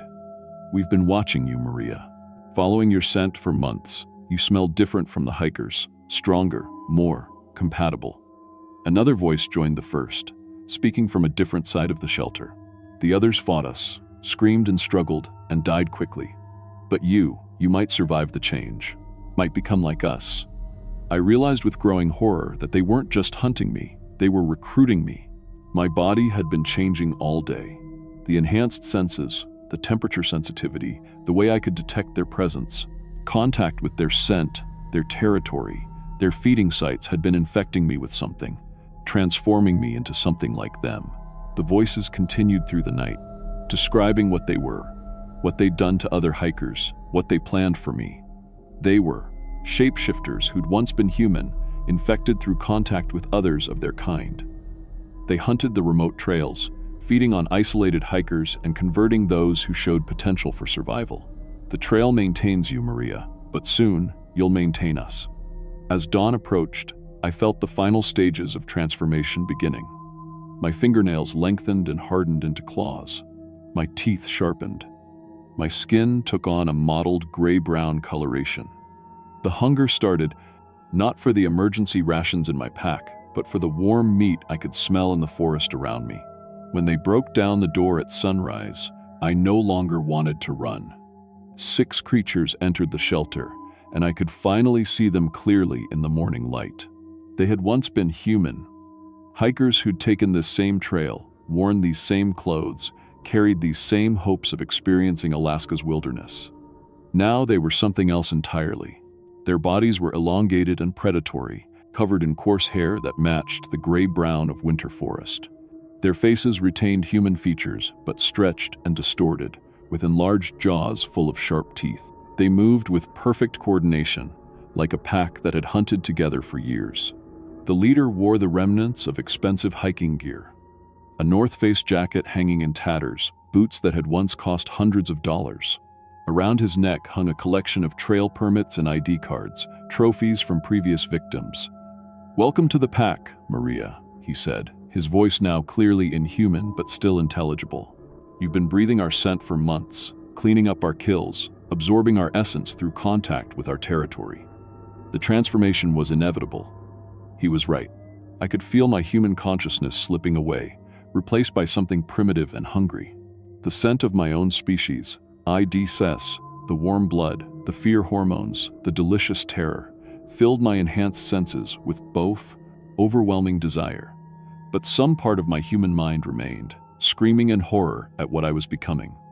The others fought the change. Another pack member explained, examining my partially transformed features. They couldn't accept what they were becoming. "You're stronger. You're embracing it." They showed me how to complete the transformation, how to shed the last remnants of my human form and take on my new predatory body. The process was agonizing, like being turned inside out while every bone in my body stretched and reformed. But the pain was temporary. The hunger was permanent. My new senses revealed the full scope of their operation. They had been using the trail system for years, converting remote hikers into pack members and feeding on those who couldn't survive the change. The official missing persons reports, the unexplained disappearances, the animal attacks, all covers for a systematic hunting operation that targeted anyone who walked these trails alone. "You know this trail better than anyone," the leader said. "You know when hikers are coming, what routes they'll take, where they'll seek shelter. You'll be our advanced scout, our early warning system." They explained my new role. I would continue working for the Department of Natural Resources, maintaining my human cover while secretly preparing trap sites for the pack. I would report isolated hikers, disable emergency equipment, and guide victims toward predetermined hunting grounds. The worst part was that I wanted to do it. The transformation had rewired my brain, replacing human empathy with predatory instinct. The thought of luring unsuspecting hikers to their deaths filled me with anticipation rather than revulsion. That was 11 months ago. I still work for the Alaska Department of Natural Resources, still maintain the remote trail systems, still file reports about trail conditions and safety hazards. But my real job now is hunting. The pack has grown, from 6 members to 15. Every isolated hiker who shows the right genetic markers gets converted. Those who can't survive the transformation get consumed. I've helped kill and eat 12 people since my change, and assisted in the conversion of 3 new pack members. My human memories are fading, replaced by hunting instincts and pack loyalty. I remember my old life like a distant dream. The woman who cared about trail safety, who took pride in helping hikers experience Alaska's beauty safely. That person died in the shelter that night. The official reports blame the disappearances on everything except the truth. Equipment failures, weather accidents, animal attacks, hikers going off-route. The authorities have no idea they're dealing with an organized pack of human predators who've learned to game the system. We've expanded beyond the Serpentine Ridge Trail.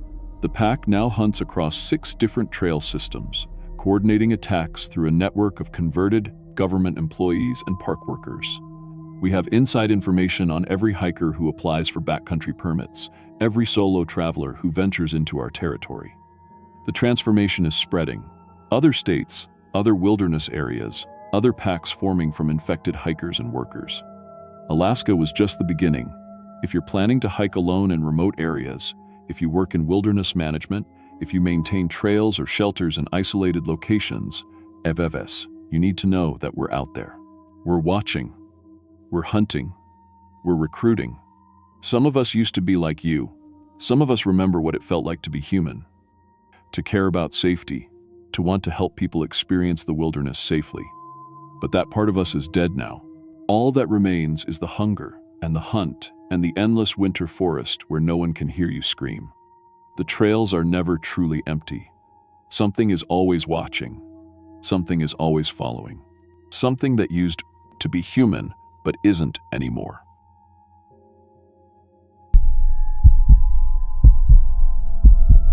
My name is Sarah Chen, and I've been documenting remote trail systems across Alaska for the National Park Service for 12 years. I'm a certified wilderness guide, trained in search and rescue, and I've logged over 3,000 miles on backcountry trails from Denali to the Arctic Circle.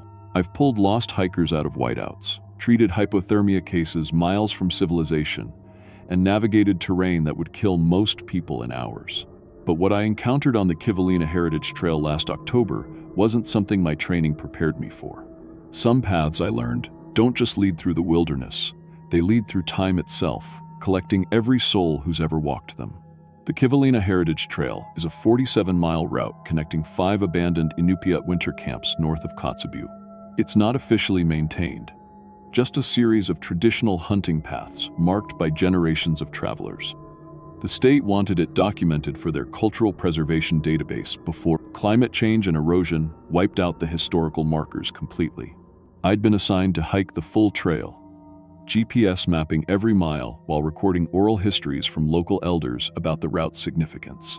The plan was simple: start at the southern terminus near Selawik, follow the trail north through the abandoned camps, and finish at Kivalina Village, where I'd interview 5-year-old Mary Uki, the last person who remembered traveling the route as a child. October in northern Alaska means 4 hours of weak daylight and temperatures that can drop to 20 below without warning. I packed for a 6-day solo trek: winter camping gear, emergency shelter, satellite communicator, GPS units, digital recording equipment, and enough food for 10 days. The nearest road was 80 miles away, and helicopter evacuation would be impossible in bad weather. I started hiking at dawn on October 15th, following GPS coordinates the cultural office had provided. The trail was barely visible, just worn patches in the tundra and occasional stone cairns left by previous travelers. My handheld GPS showed the route clearly, and I settled into the methodical pace that keeps you alive in country like this. The first day went perfectly. I covered 12 miles, documented 3 historical campsites, and found shelter in a natural windbreak as snow began falling. My equipment worked flawlessly: GPS tracking accurately, satellite communicator connecting to base station, recording gear, capturing detailed audio notes about trail conditions and cultural landmarks. But on the second morning, I found footprints in the fresh snow around my camp. They were human footprints, but wrong somehow. The stride was too long, the depth too shallow, like someone had been walking just barely touching the ground. The prints circled my tent 3 times, always staying exactly 6 feet away, then disappeared at a patch of bare rock. I checked my perimeter alarm, a motion detector I always set up for bear safety. It hadn't triggered. According to the device, nothing had approached my campsite all night. I followed the trail north, but the footprints paralleled my route, staying visible in every patch of snow, always the same distance away. Always the same impossibly light impression, like someone walking on top of powder that should have been knee-deep. By noon, my GPS started malfunctioning. The trail coordinates would shift randomly, showing the path veering left when I could clearly see it continuing straight ahead. The elevation readings fluctuated wildly, claiming I was at sea level 1 minute, 8,000 feet the next. But the most unsettling thing was the mileage counter. According to my GPS, I'd somehow hiked 34 miles since morning, but I'd been walking for only 4 hours. That afternoon, I reached the second historical site, an abandoned fish camp called Ajia Cook. According to my research, the last families had left in 1974, and the structures should have been collapsed ruins. Instead, I found a camp that looked like it had been abandoned yesterday. 3 traditional log and sod houses stood intact, smoke still rising from a central fire pit. Fishing nets hung from drying racks, and fresh-cut firewood was stacked beside each dwelling. The smell of cooking fish hung in the air. I called out, thinking maybe someone was maintaining the site. No answer. I approached the main house and pushed open the door. Inside, the house was set up for daily life. 2 sleeping furs arranged around the central fire. Cooking pots still warm, personal belongings scattered on shelves. But everything was covered in a thin layer of dust, like it had been frozen in time for decades. On the main table, I found a handwritten journal, open to a recent entry. The ink was still wet. October 15th, trail conditions good, weather holding. Sarah arrived today, documenting the old paths. She doesn't see us yet, but she will. They always do, eventually. The trail shows everyone what they need to see. Asterisk. The handwriting was mine. I stumbled backward, knocking over a chair. The sound echoed strangely, like it was coming from very far away. I grabbed my satellite communicator and tried to radio base station, but instead of the dispatcher's voice, I heard something else. A woman singing in Inupiat, her voice crackling through the static like an old recording. The melody was hauntingly beautiful, but underneath it, I could hear other voices, dozens of them, all singing different songs, all slightly out of sync. I ran from the camp, following what my compass said was north, but the trail seemed to twist beneath my feet. Every time I looked back, the camp appeared further away than it should have been, like the distance was stretching itself. As darkness fell, I set up camp near what my GPS claimed was the 3rd historical site. But when I checked my coordinates against my paper maps, the readings made no sense. According to the GPS, I was simultaneously at 3 different locations, all of them places that had been underwater for the past century. That night, I heard them walking around my tent. Not one person, many people, families, by the sound of it. Adults talking quietly in Inupiat, children laughing, dogs barking. The sounds of a whole community traveling together, their footsteps crunching through snow that wasn't there when I'd gone to sleep. I unzipped my tent flap and looked out. The landscape had changed. Instead of empty tundra, I saw a caravan of travelers moving past my campsite.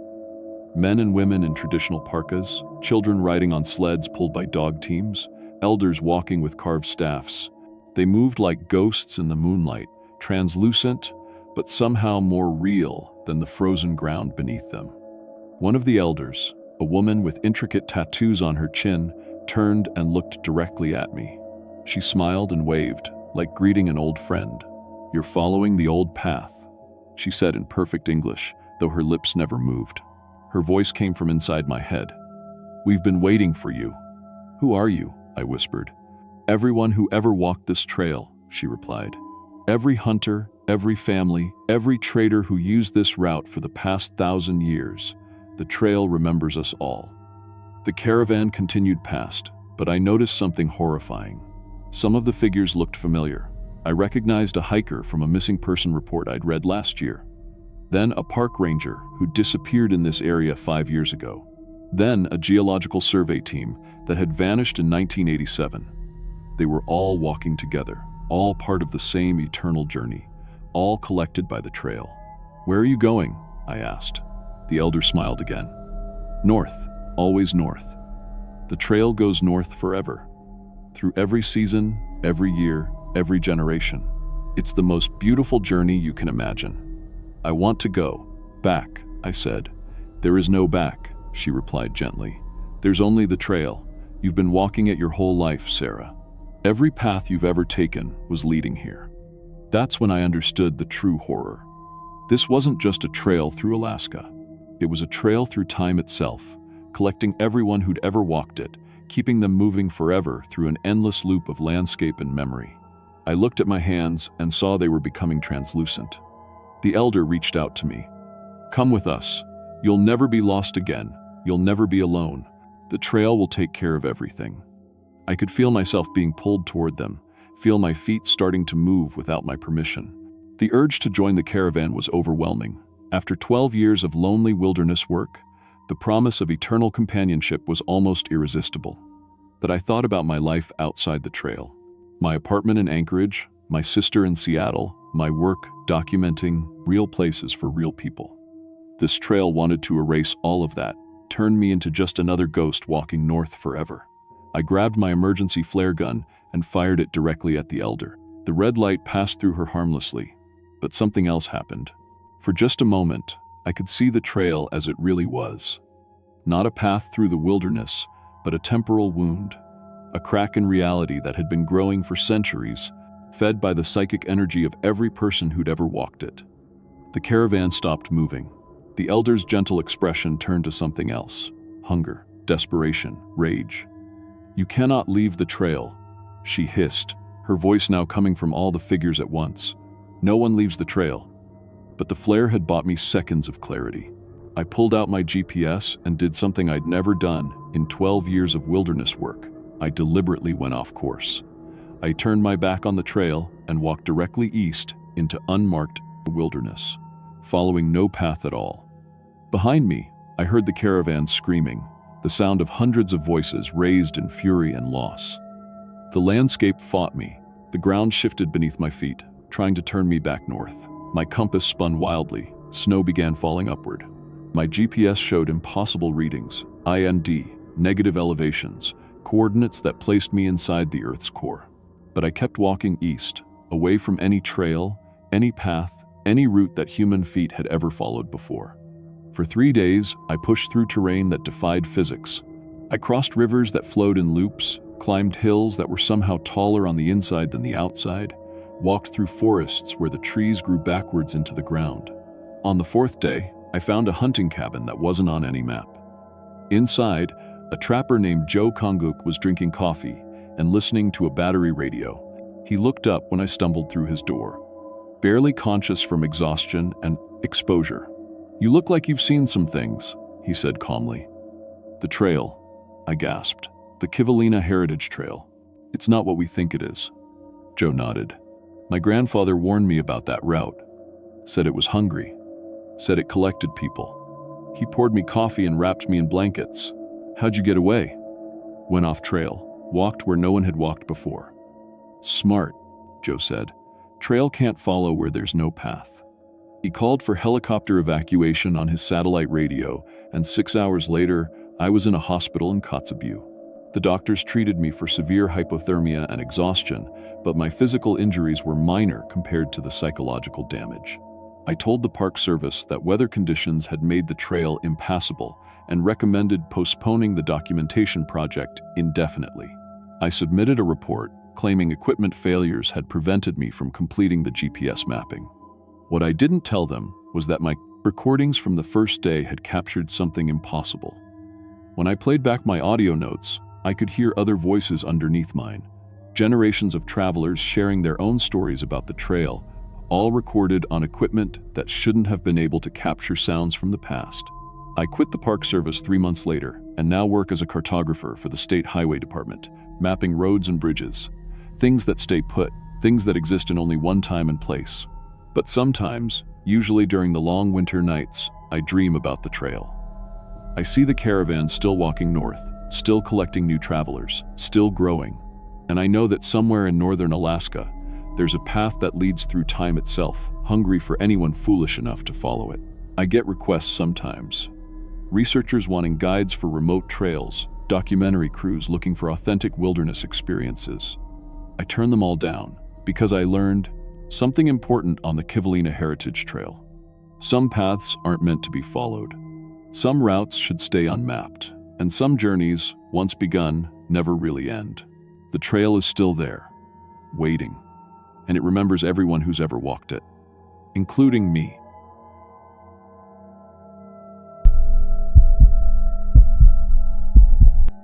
My name is Frank Morrison, and I've been an auto mechanic for 20 years.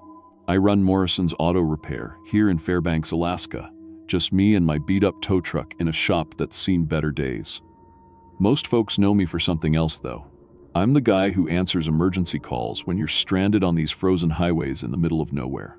Rain, snow, or 40 below. If your car breaks down and you're stuck, I'm coming to get you. I've pulled families out of ditches during blizzards, fixed engines that died 50 miles from the nearest town, and jumped more dead batteries than I can count. My dad taught me that being a mechanic isn't just about fixing cars, it's about helping people when they need it most. That's why I cover a 100-mile radius around Fairbanks for emergency calls, even when it means driving through weather that would scare most people off the road. What happened 3 months ago on the Lonely Trail changed everything I thought I knew about helping people. It showed me that some deals with the devil look like acts of kindness. And once you shake hands with something ancient and hungry, you can never let go. The Lonely Trail is what locals call the stretch of Highway 3 between mile markers 240 and 260. 20 miles of absolutely nothing but snow-covered forest, frozen swampland, and an old Athabascan burial ground that's been there for centuries. Even in summer, cell service dies completely out there. In winter, it's like driving through the edge of the world. It was February 14th, Valentine's Day. Not that it mattered much to me. I'd been divorced for 5 years and spent most nights alone in the apartment above my shop. The weather was brutal that week, with temperatures hitting 30 below and snow falling hard enough to make driving dangerous. Perfect conditions for breakdowns and accidents. I was closing up around 11 p.m. when my emergency phone rang. The number that only gets called when someone's really in trouble. Morrison's Emergency Roadside, I answered. "Oh, thank God," came a woman's voice, shaky and scared. "My family is stranded on the Lonely Trail. Our car just died, and we have 2 small children. The heater's not working, and it's so cold. Please, we're at mile marker 247.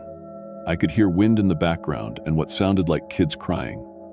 My heart sank. If they were really stuck out there with no heat, those kids could freeze to death in an hour. "I'm on my way," I told her. "Stay in the car, keep everyone together, and conserve body heat. I'll be there as fast as I can." I loaded my truck with extra tools, jumper cables, a portable heater, and emergency blankets. The drive north was treacherous. Visibility was maybe 30 feet, with the snow coming down, and the wind was howling so loud I could hear it over my engine. But I'd made this trip dozens of times.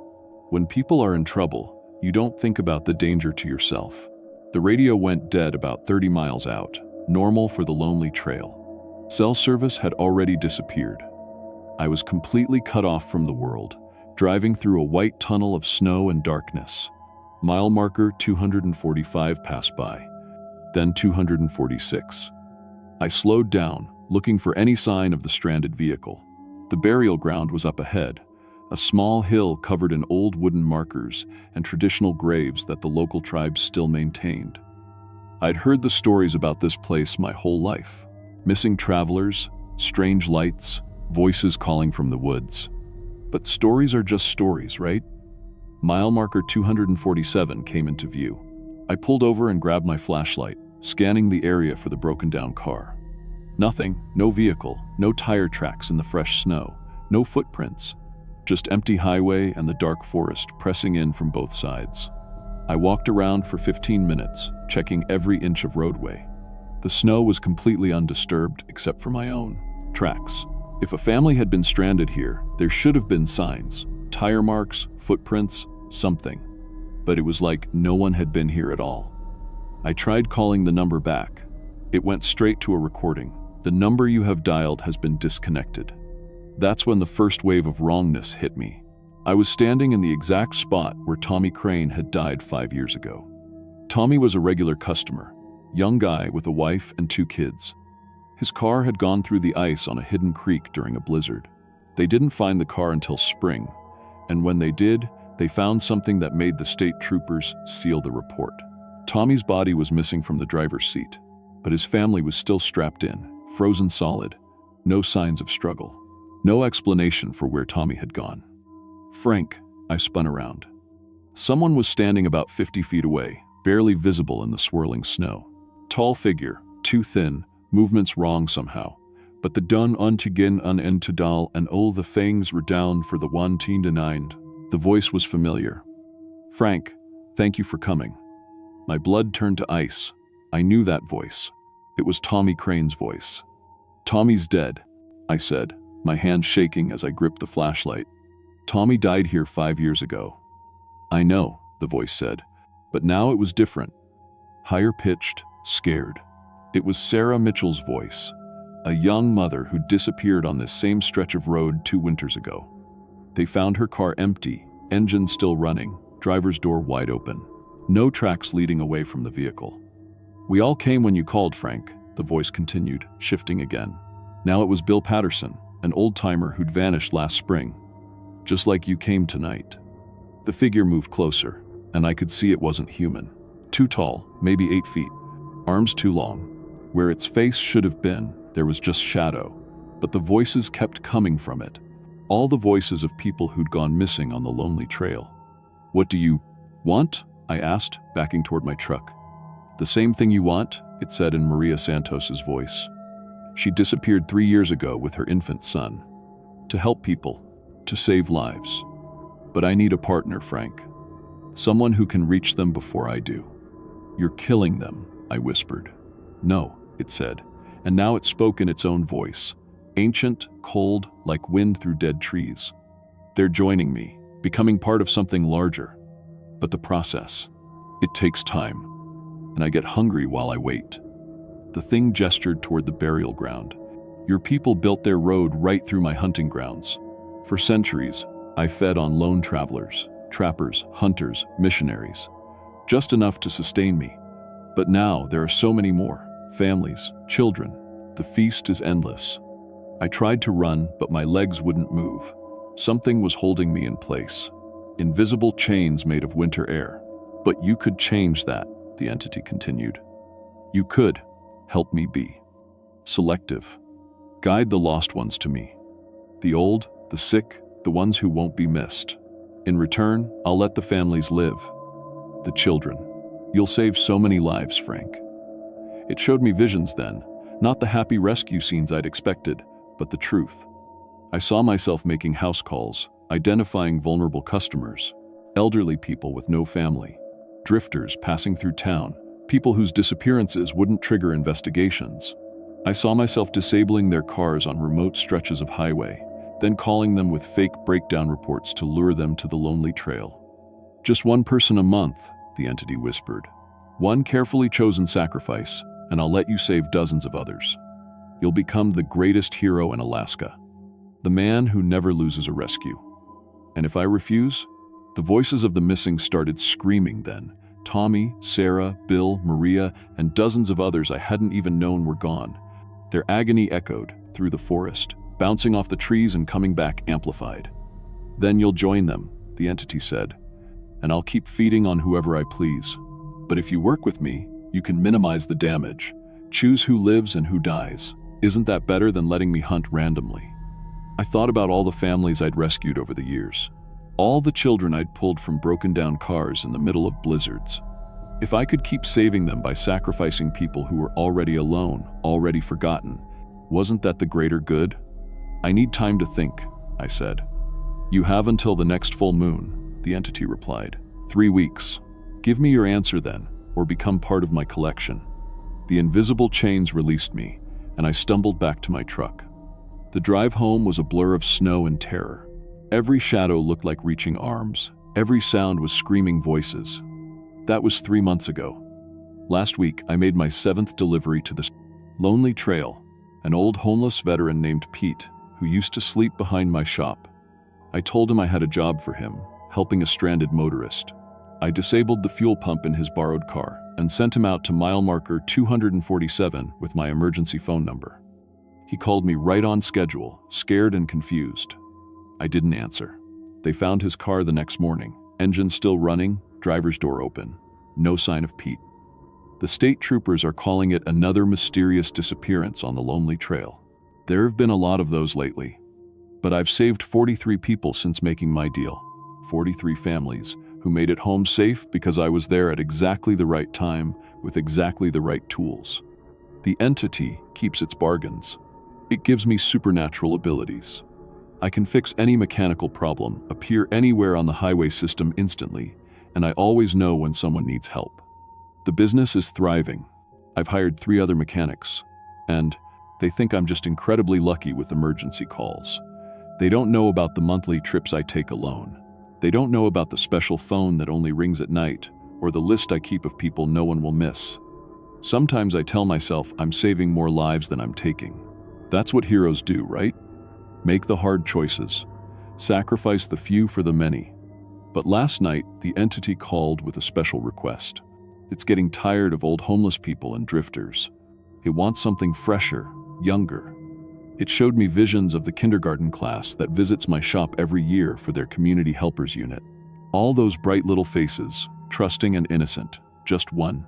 It whispered, "Pick the one whose parents won't make too much noise. I'll make it look like an accident."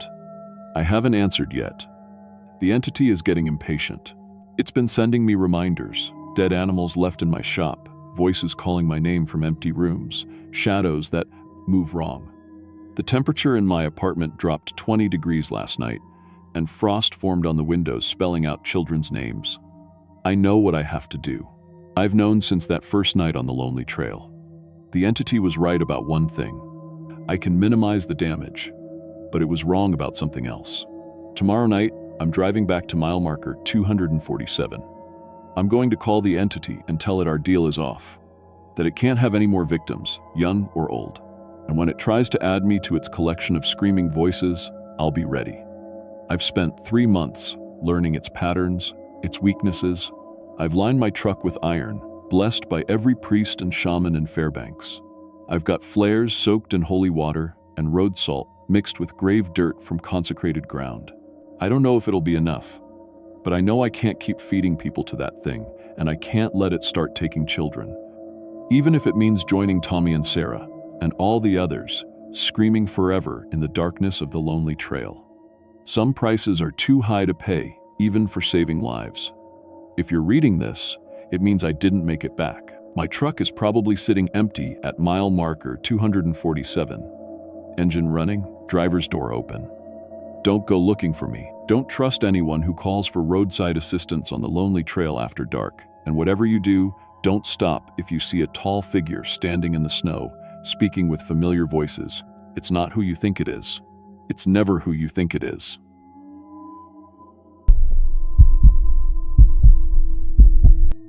My name is Marcus Thompson, and I've been running Thompson's Hardware in Anchorage for 3 years now.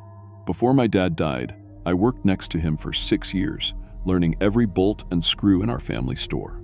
I've helped people fix broken pipes at 2 in the morning, found parts for machines that stopped making them 20 years ago, and kept our doors open through Alaska's worst storms.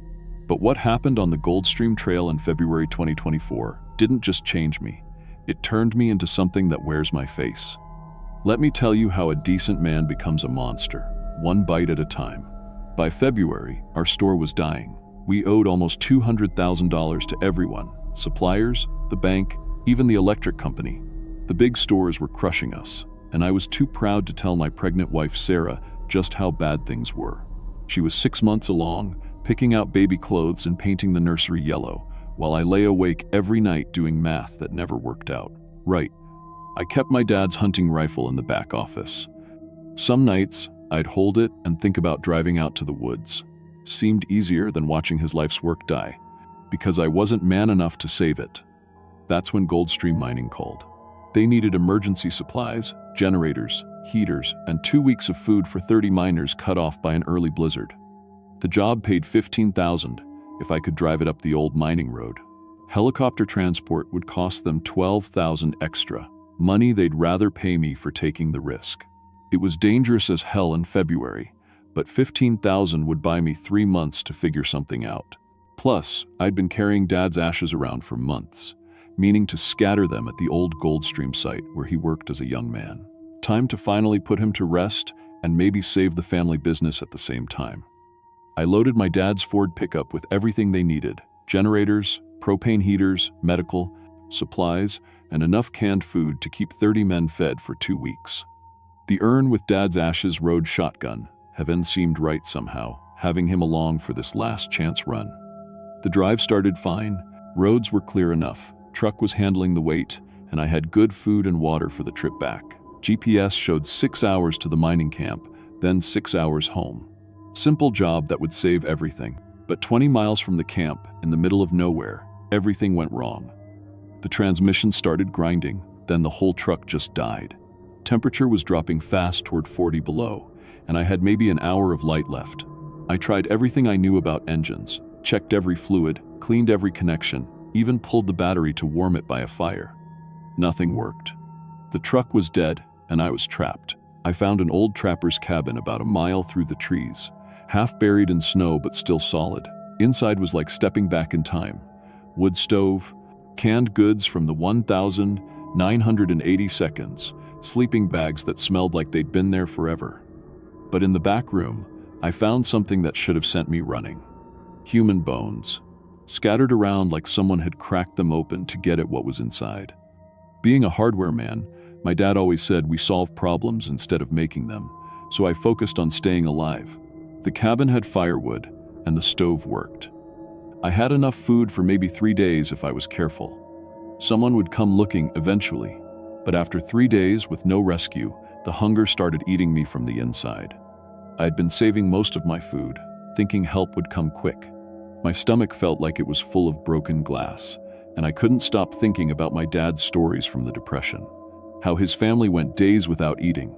How hunger could make a man do terrible things to survive.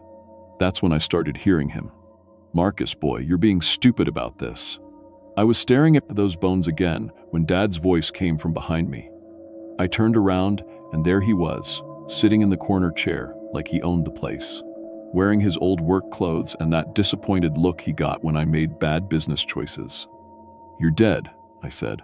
"I got your ashes in the truck. Dead enough to see things clear now. You got a pregnant wife at home and a business to save. That pile of bones isn't using its meat anymore." I told him he was crazy, that he raised me better than that. We argued for hours while the wind howled outside. He kept pointing at those bones, talking about how Sarah and the baby would suffer if I died out here from stupid pride. "Hardware men solve problems," he said, using my own words against me. "This here's a problem needs solving." On the 4th day, I couldn't stand up anymore.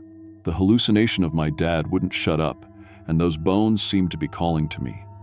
I found pieces that still had frozen meat on them. Old meat, black around the edges, but meat. The first bite made me throw up so hard I thought I'd die. My body fought it like poison, but Dad's voice kept pushing me. "For Sarah, Marcus, for your baby girl."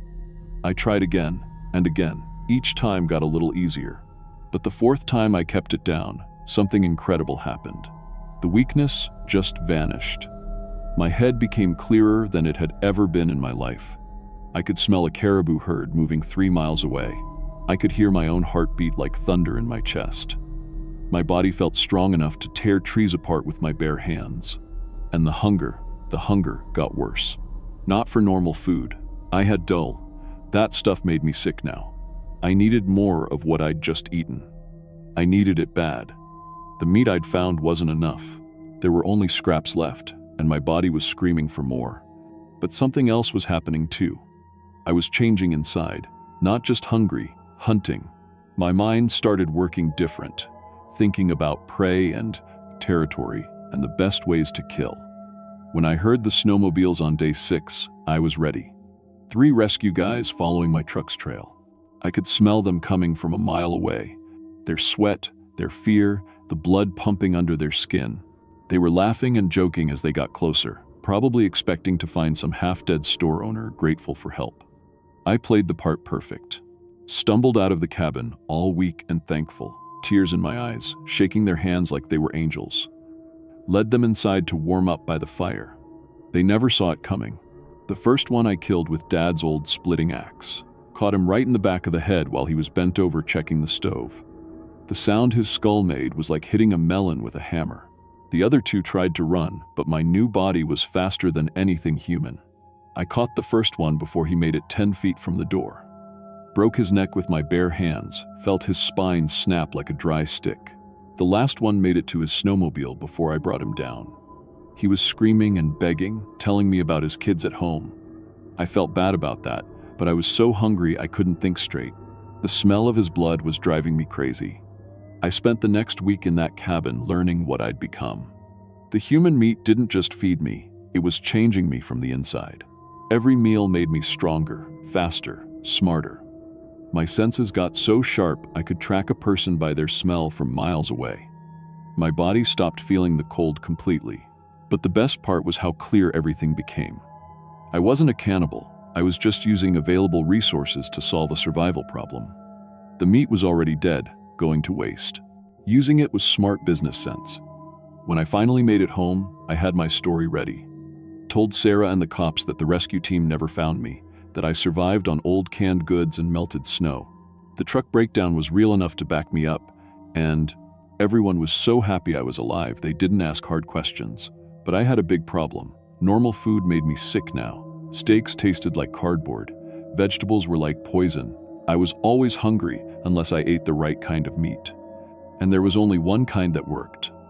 That's when I realized Dad had been right about something. Hardware men do solve problems. I reopened the store like nothing happened, but now I was running a different kind of business. My new senses made me incredible at reading people. I could smell when someone was lying, hear their heartbeat speed up when they were nervous, track their daily routines just by the scents they carried. Most important, I could tell which customers nobody would miss. Traveling salesmen were perfect. They'd roll into town selling equipment or supplies, stay at the motel overnight, then disappear down the highway. I'd offer to help load their truck, suggest a back road that was faster, or invite them to the store. After hours, to check on special orders. My new strength made killing easy. A quick blow to the head, then I'd use the store's meat freezer to keep everything fresh. The industrial grinder we used for mixing paint worked great for disposing of bones. The money and equipment I took from victims turned the business around fast. But it wasn't just stealing that made us successful. I'd become incredibly good at reading customers. I knew what they needed before they asked, could make deals that kept everyone happy, and my enhanced brain let me manage money and inventory better than ever. Sarah noticed I was different, but in good ways. More confident, better at business, able to provide for our growing family. When she had our daughter Emma, I felt real love for the first time since changing. Holding that tiny, perfect baby, I knew I'd do anything to protect her and give her the world. As Emma grew up, I started teaching her the family business. Not just hardware and customer service, but the other skills she'd need. How to read people's weakness, spot the ones who wouldn't be missed, understand that strong families do whatever it takes to survive. The store became the heart of our community. I sponsored kids' baseball teams, donated to church fundraisers, helped neighbors fix things for free. People trusted me completely, which made selecting prey incredibly easy. I built a network with other business owners who shared my dietary needs. We helped each other identify targets, clean up evidence, and stay respectable in the community. My hunting territory grew to cover 50 miles around Anchorage, and we got rid of any competition or threats quickly and quietly. Now it's been 5 years, and I have everything Dad wanted for our family. The store makes good money, Sarah and Emma are happy and safe, and I've built something that will last for generations. I keep Dad's ashes on my office shelf, and sometimes I swear he whispers approval when I make a particularly good kill. The hardware business taught me every problem has a solution if you use the right tools. Becoming an apex predator was just another tool in my kit. I still help customers solve their problems every day. Some problems just need more permanent solutions than others. And in Alaska, where people go missing all the time and the wilderness hides everything, a smart businessman can build the perfect life. You know what Dad always said? Hardware men solve problems. I just solve mine with teeth now. But here's the thing that would really disturb you if you knew. Last week, Emma turned 5. She was playing in the store's back room while I processed a particularly troublesome customer who'd been asking too many questions about my delivery routes. When I came back to check on her, I found Emma crouched next to the customer's body, curiously tasting the blood that had pooled on the concrete floor. She looked up at me with those beautiful, innocent eyes and said, "Daddy, this tastes good. Can I have more?" That's when I knew for sure she's definitely my daughter. The family business has a bright future ahead. Sometimes the best inheritance isn't money or property. Sometimes it's hunger.